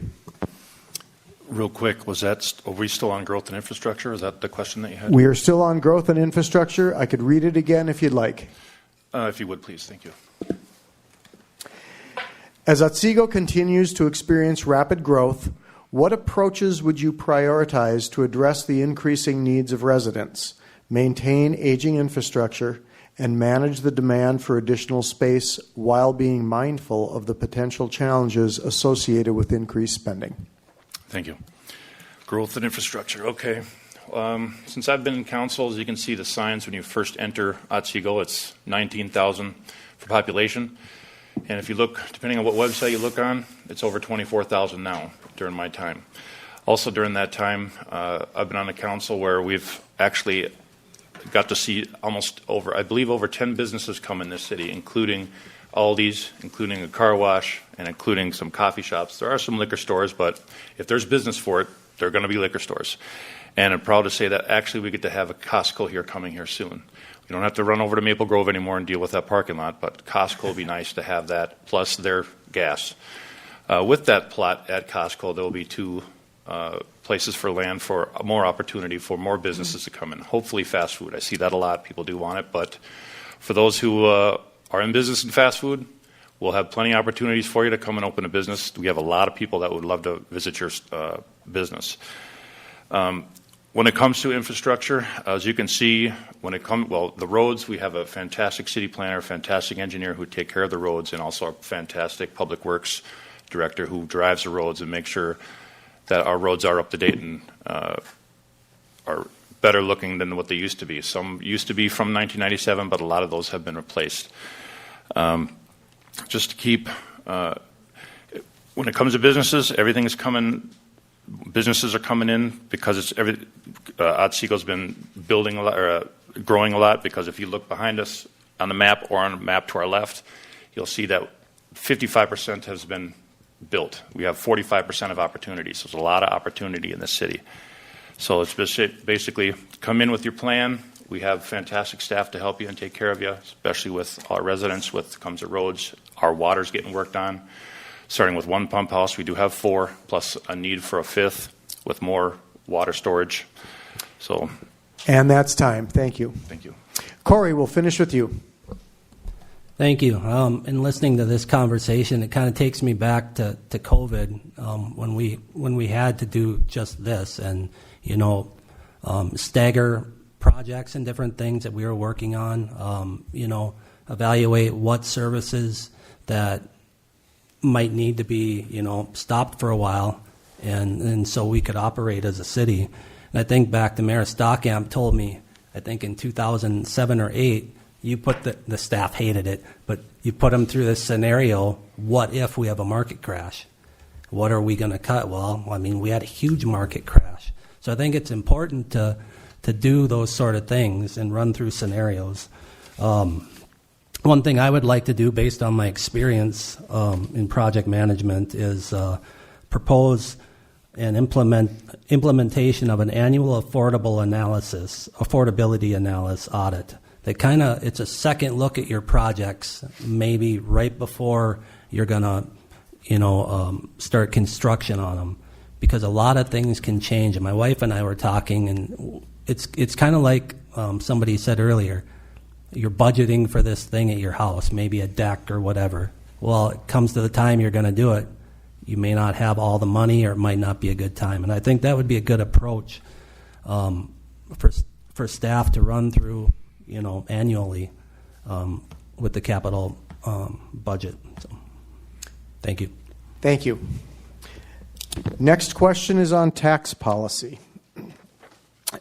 Many candidates often pledge to lower taxes or reduce government spending.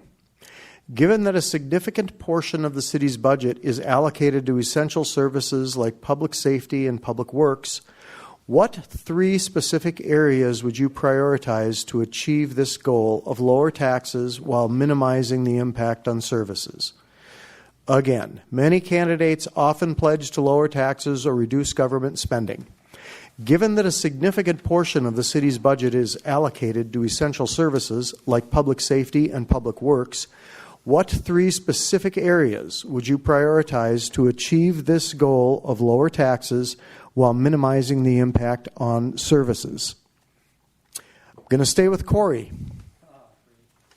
Well, I was just collecting my thoughts on this. Come on. Everybody has to have a chance to be first, Well, or you'll feel left out.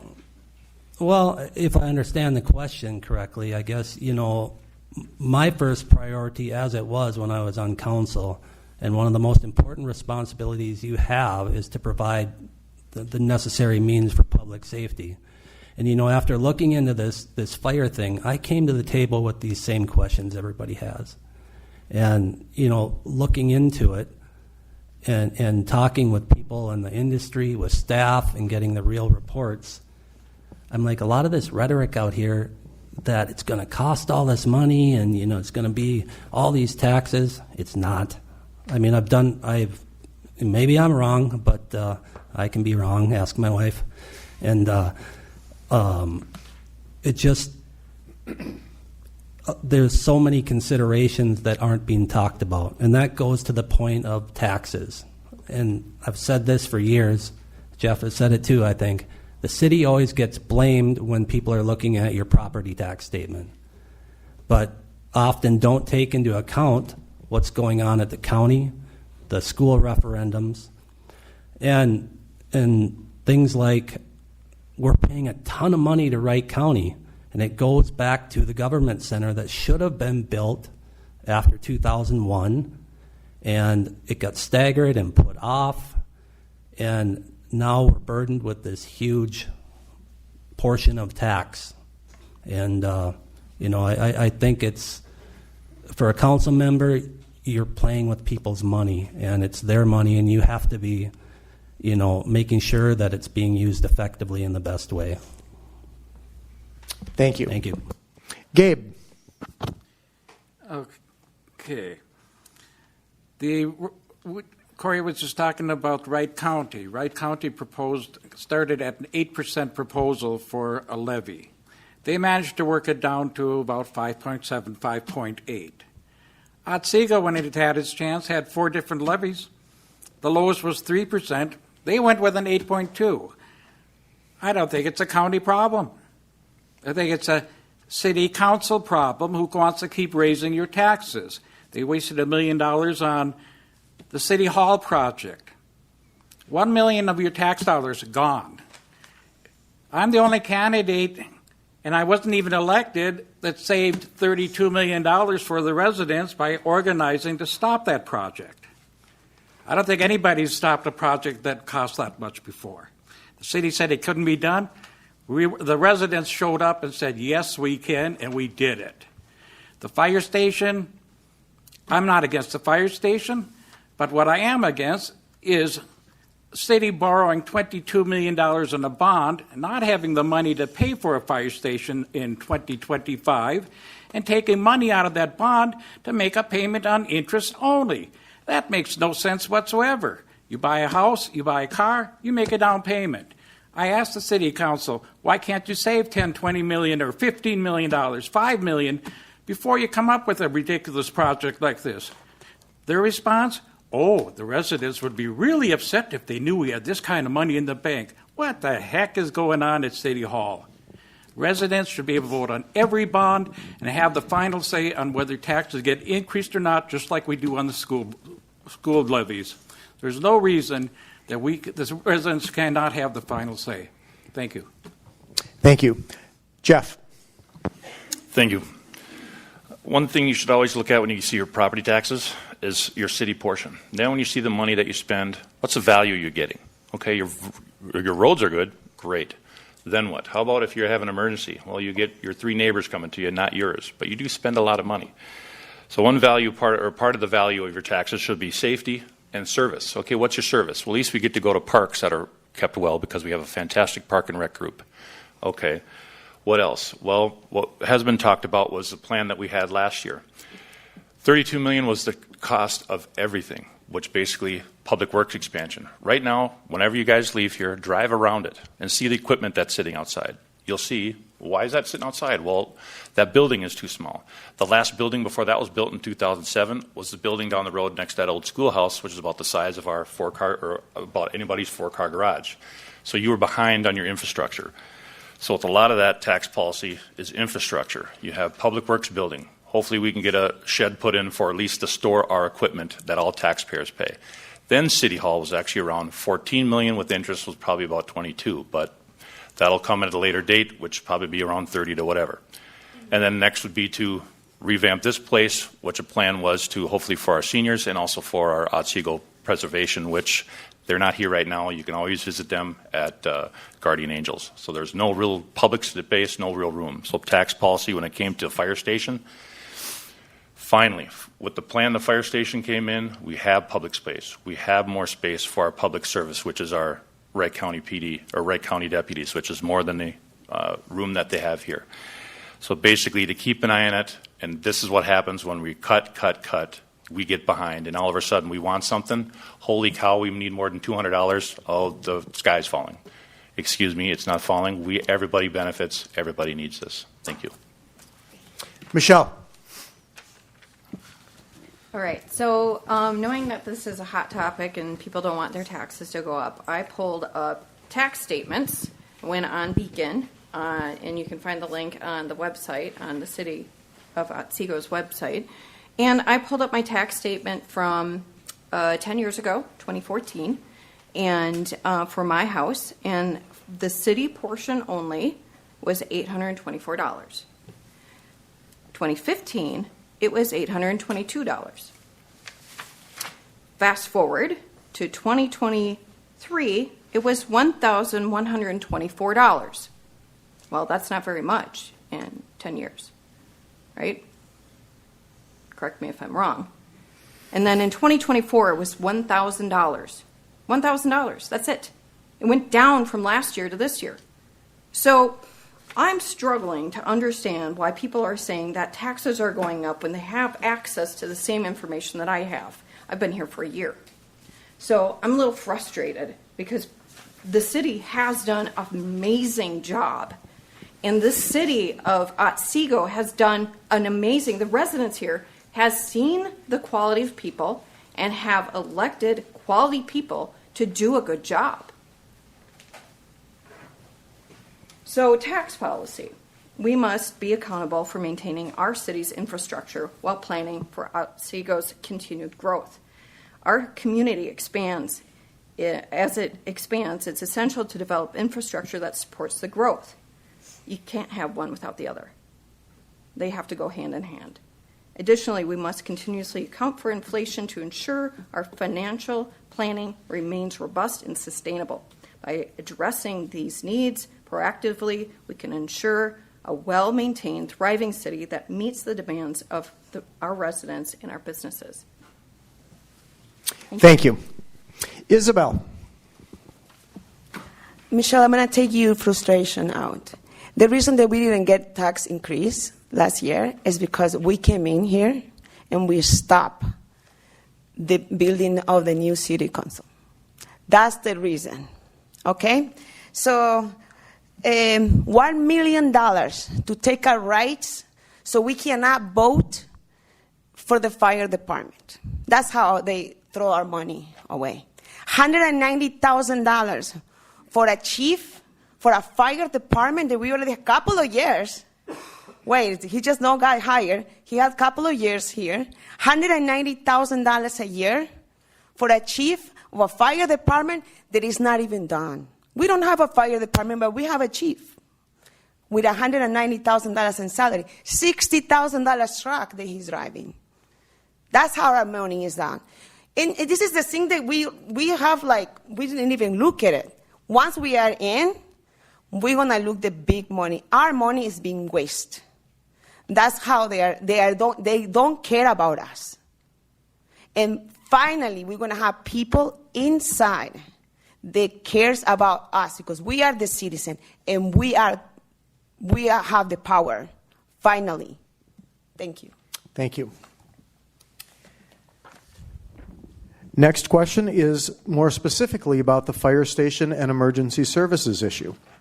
The city of Otsego has plans to build a new fire station and has ordered its first fire truck. Given concerns about the impact on taxes and the decision-making process, how would you approach building the new emergency services department while addressing citizens' concerns and ensuring transparency? Once again, the city of Otsego has plans to build a new fire station and has ordered its first fire truck. Given concerns about the impact on taxes and the decision-making process, how would you approach building the new emergency services department while addressing citizens' concerns and ensuring transparency? Jeff, it's your turn to be first. Thanks, sir. Fire station. This is a great topic because when we started this, or at least when I was on council, we had a special part of our meetings. I actually made the motion to make the emergency services director's position, and then it was started from there. And then thanks to the help of staff, we got to find this fabulous person named Daryl Roush, who's our emergency services director and our fire chief. He's done a fantastic job when he took his position in July of 2023. Now, you always see or hear, what does the fire chief do? He just stands around and grabs a garden hose? No. So what does he do? He talks to all the fire chiefs in our surrounding communities, including Dayton, including Monticello. He's started to get our fire trucks, which we did save for, plus we also got a grant to buy those fire trucks. And that grant was an ARPA fund grant. And to find that out, if we didn't buy those fire trucks at the end of this year, we would have lost $1.8 million in grant money, which is gone. So thanks to his expertise, we ordered 4 fire trucks, 4 pump trucks that will haul water out to those that don't have easy access to fire hydrants. So thanks to him, we have that, plus the design of those fire trucks. Also, part of his job was to plan the fire station, the building portion of it, making the friendships with that to get going with that, and also with Kraus Anderson and all the people who have helped out with that portion of the building. You have the trucks, we have the chief, we have the trucks, and now we're finally getting a building that will actually, with the new way fire station or firefighters have to have at least sleeping quarters, that's what we need, and that's the plan that we came up with. So when it comes to all of those, that's who that person is. Chief Roush has done a fantastic job in his short time here. Plus, when you ask other firefighters and other public service about him, they always say, you've done a fantastic job of hiring this person. This guy knows what he's doing. So, thank you. Thank you. Gabe. Well, I find that pretty interesting because when they first had the safety group meet with the fire chief, all the fire chiefs used to come to the meetings. They don't come anymore. I wonder why that would be. $60,000 for a truck that says Chief Number 1. Salary. I run door knocked and people's wondering, how can I get that job? And I could do it for half the price. We've gone backwards on how to go about this. Who orders trucks without having a place to put them? Who allows a chief to design a fire station that is so expensive when it can be done much cheaper and still have the same accommodations for sleeping quarters? I would like to have designed my own house at taxpayer expense. It would be a palace. We don't need a fancy fire station. It was supposed to be a substation. What happened to having talks with Albertville about establishing a substation or Elk River? All that went out the window once the chief showed up. We are going to be screwed left and right with taxes for this project that could have been done at less than half the cost, I'm pretty sure. Fire station, why didn't we save money for it? You've had since 2008. Jessica's been in office for 16 years. She could have saved money for it. City Council could have saved money for it. And now to expect the taxpayers and saying it's only $20 a month. For a lot of our residents, $20 a month on a fixed income is a lot of money. For a lot of retired people, that's a lot of money too. As part of a fixed income person, that's $200, $20 a month. That's a chunk of change for me too. We need to rethink the whole process and start over and make it much more affordable. Thank you. Isabel. A study was made for the fire department before. Guess what? We're not following those recommendations. That study was on in a web page of the city, but it's not anymore. I wonder why. Why is not that there? We're not following the recommendation of the study. We're not following the voice of our citizens. Who we following? Who is managed city of Otsego? Because obviously they're not listening to the experts. They're not listening to the citizen. So we are listening? That's actually very curious about it. We need to get power back, and we need to stop this nonsense. We have a great service at this moment. I don't remember a lot of people complaining about the fires as much as the city water. We need to do it all over again. We can save money. Obviously, it's a lot of money they are just throwing out of our taxes, so we can save that money and make it right. If we need a fire department, let's go follow the studies there was. We're supposed to have an extension of El River Fire Department. Why not? If that makes us comfortable, yeah. But right now, spending that much money, all it does in this economy is going to make our citizen lose the house, not in the fire. We're going to lose the house because of a foreclosure. Thank you. Thank you. Corey. I guess for me, as a former city councilman, and as I said earlier, one of the most important responsibilities you have to the city and to the community is providing the necessary resources for public safety. And it's something that I take very seriously. You're dealing with people's lives, and it's no joking matter, and it shouldn't be political. With that being said, there's so many facts out there that aren't being shared.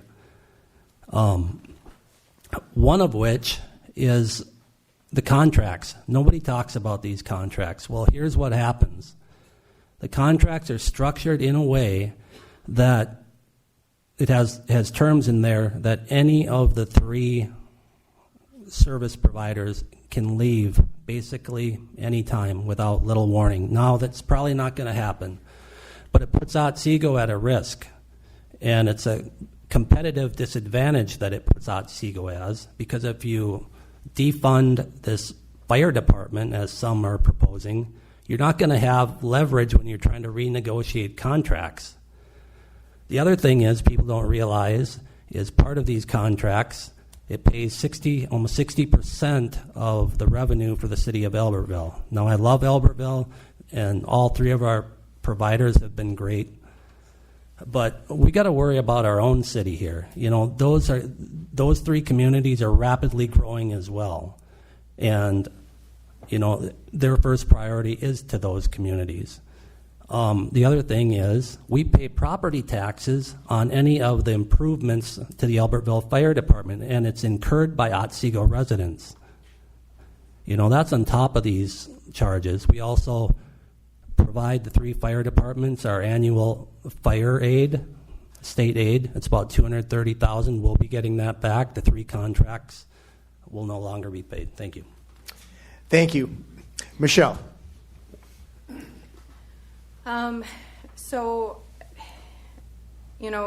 We do need to focus on what we're spending in other communities.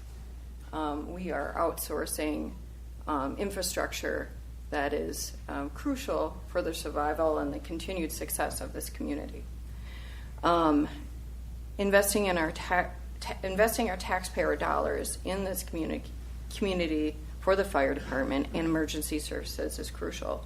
Currently, by contracting with adjacent communities, last year we saw a 15% increase.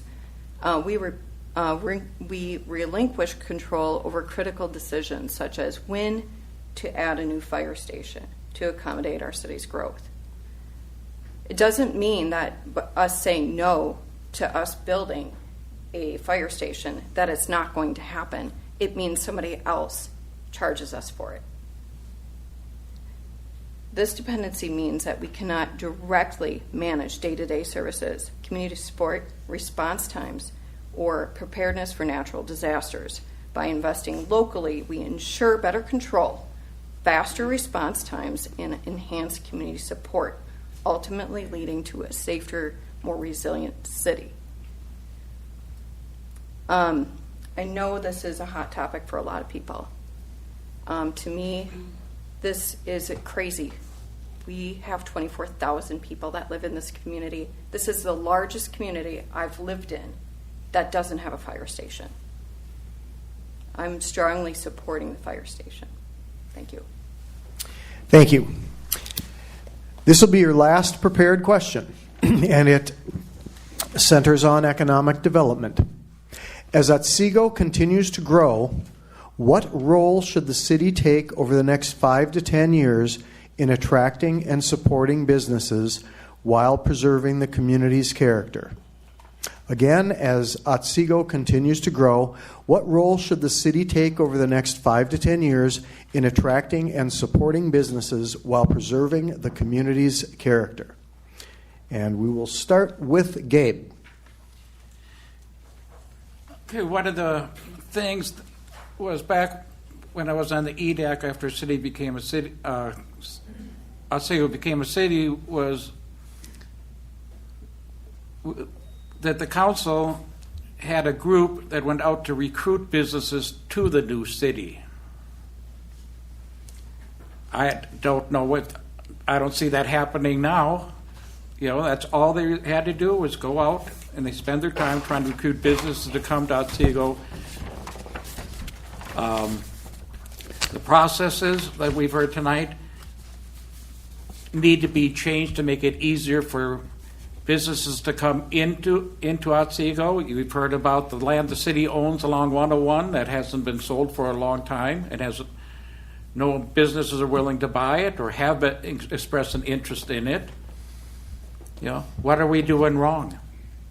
You know, I think we need to change the rules, make it easier for businesses to come in here, provide some kind of incentive, help them out short term. Your national chains, restaurant chains, they all come with territories.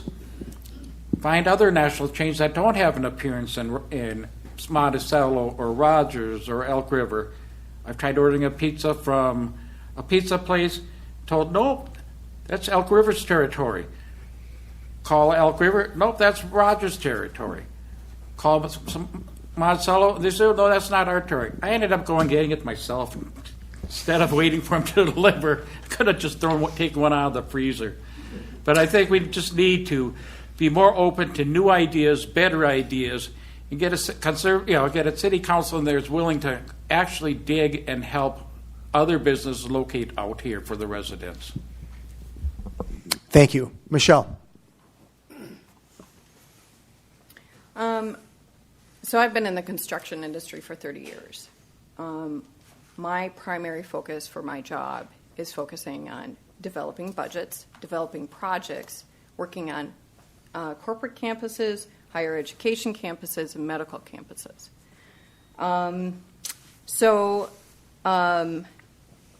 I think economic development,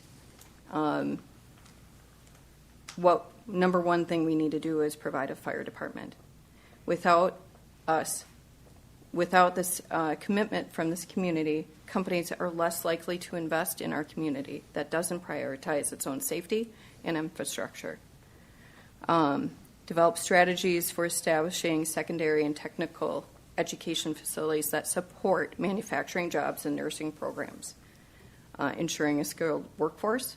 I would love to see some attraction for something like that. That will help with trying to find some of those businesses that are in the high-tech manufacturing businesses and help support those businesses with skilled workforce. We have 30% of our population that's in school right now. In time, those kids are going to be open to the workforce, going to a school somewhere. I think we need to think long-term and how do we support these different services and cycle those people and keeping people in this community working, educating, and surviving. Thank you. Thank you. Corey. Thank you. And I kind of agree with Gabe on this a little bit. You know, it would be nice to get a lot of these businesses that people want and understand what's going on. But I'll tell you for sure, I tried to get Chick-fil-A here myself, and I love Chick-fil-A, but we couldn't get them. And part of it goes back to the private ownership of a lot of this land here in Otsego. The city of Otsego does not own much of this land. I think we own a portion in front of Guardian Angels, and then over by P&F Manufacturing. So a lot of that is dependent on the sale of those sort of properties. Now, I do think there are some opportunities, possibly. You know, I think we've had a lot of success as a city with, building master plans. I think Michelle was kind of part of that with us with the Park and Rec master plans. But I'd kind of like to get kind of a reach out group to the community and understand what sort of businesses and business types that are important to our existing community and focus our marketing and research on that. I guess I don't know what else I was going to say on that. I just think that,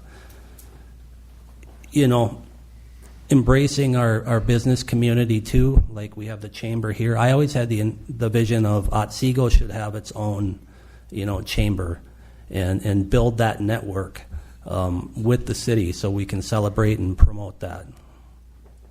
So, thank you. Thank you. Isabel.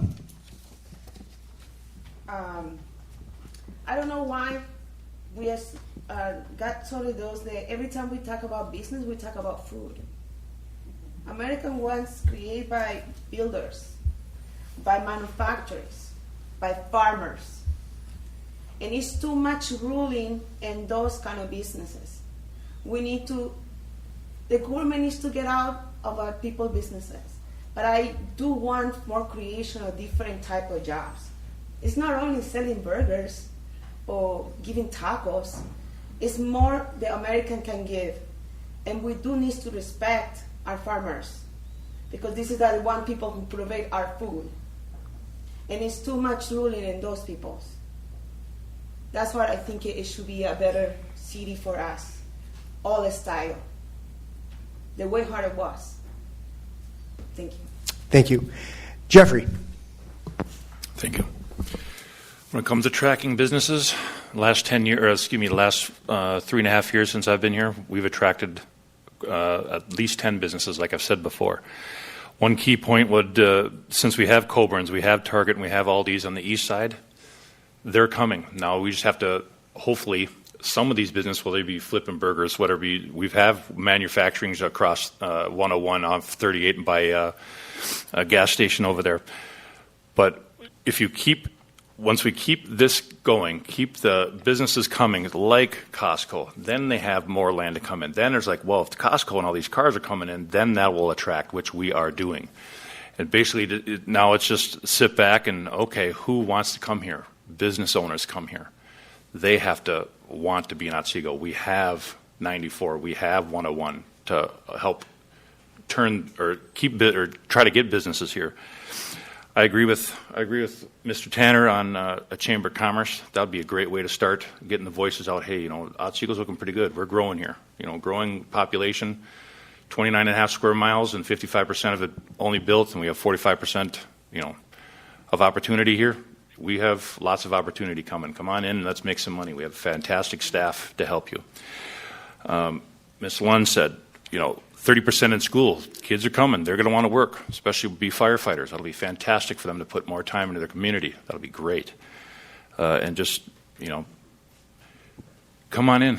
Otsego's open for not only the people in here, but for everybody. We want you to, if anybody in here wants to open a business, fantastic, but, they'll come and they'll bring their money and their buildings and their taxes here. Thank you. Thank you. That's the end of our prepared questions. Now, to conclude, each of you will have up to 2 minutes to summarize your campaign, your priorities, or respond to anything else you heard tonight. So everyone, Up to 2 minutes. I'm going to go straight down the line, starting with Jeff. Thank you, everybody, for coming. Thank you for those watching on program this will be on. Hopefully, if it's YouTube and if it's Facebook, thank you for watching to this far.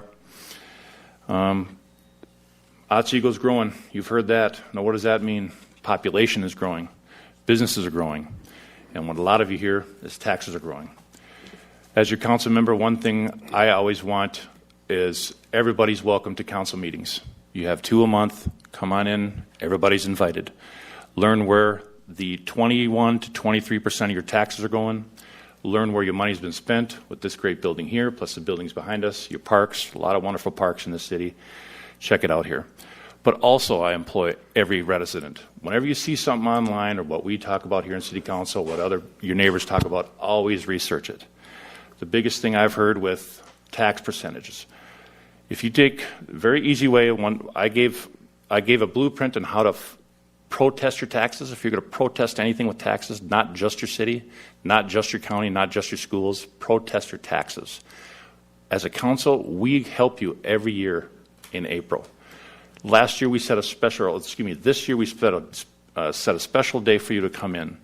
After December, a lot of people, about 20, 25 people talked about how high their taxes were. Great, we set a special day for you. We'd like to thank the 4 people who showed up and protested their taxes, and I'd like to think that the 5 of us, 5 council members, helped the 4 people with their taxes.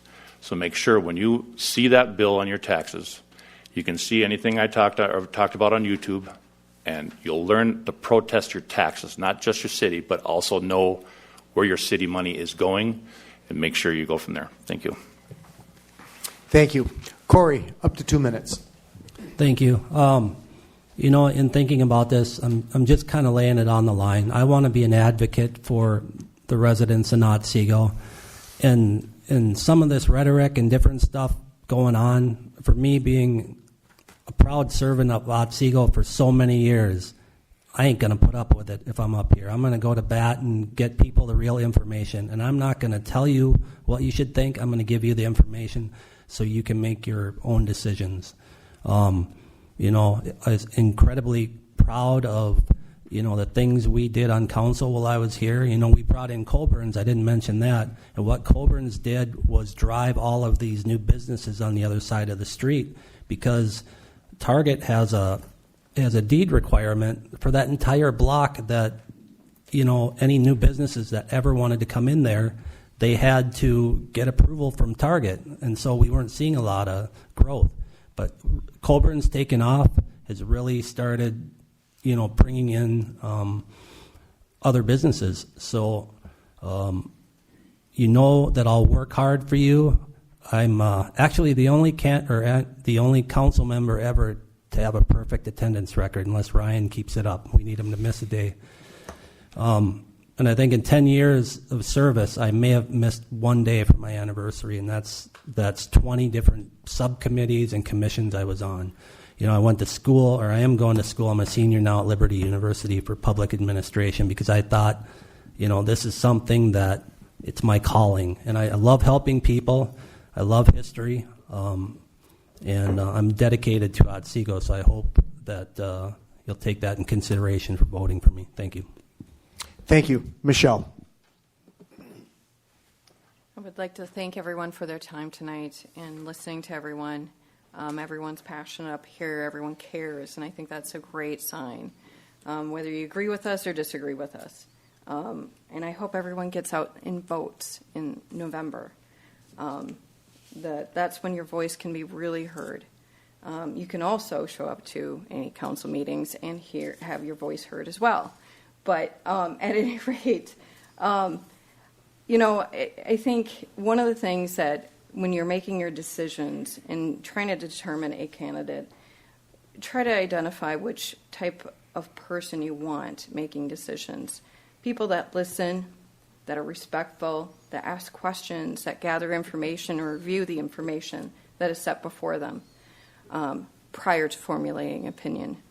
It shouldn't be just about their approach and their opinion that matters. It should be about the entire community. With that, I really appreciate the time and the opportunity. Thank you. Thank you. Isabel. I never see myself doing this. I was tired of looking at how the city was running. It's just amazing how it gets a lot of emotions to me right now, because one day I left my country and my parents has a business and we lose everything. And I'm here trying to prevent that for my new house and for my kids and for your kids. It's very personal to me. To defend our rights is very personal. I know the agenda. I live that agenda. And this city smells like that in this moment. We're going to clean that up and make it all American smell again. Thanks. Thank you. Gabe. I arrived in this country when I was 4 years old. I was a part of a refugee family reunification program. My family got wiped out. There weren't a lot of us after. But I didn't know English. I spoke 3 languages. I got a medical scholarship. Instead of taking that, at the age of 17, I joined the military for 4 years during Vietnam. I know what the American dream is because I've lived it. I've gotten several master's degrees, been gainfully employed. I've volunteered with numerous organizations, been the chair of numerous organizations. I know what America's all about. That's what I'd like to see. I am not a tax and spender. You have a choice to make this election year. Do you want to continue with tax and spend and watch your taxes go up and have no say? Or do you want a council that will allow you to vote on every bond issue to determine if, yes, you can afford these taxes or not, much like you can do with your schools? We need a change of the city council. We need a new vision. We need new ideas. And we need to continue forward in a thoughtful, well-considered out way of doing things. I think it's time for a change, and taxpayers know it. Thank you. Thank you. Well, that is a lot of information. I want to thank you all for being here tonight. On behalf of Debbie and the Elk River Area Chamber of Commerce, I want to thank our candidates. I think you all did a fantastic job. I want to thank Dan Weber, who did a fine job on the timing tonight. So thank you all for coming, and let's have a nice round of applause for our candidates.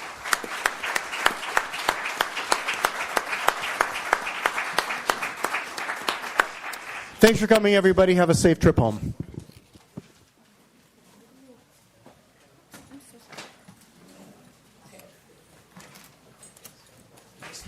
Nice to meet you. Well, thanks for hosting this. Thank you.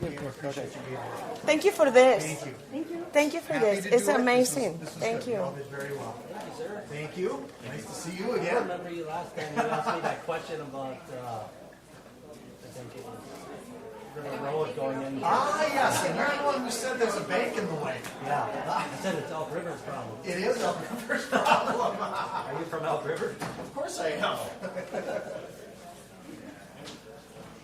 Well, thanks, everybody.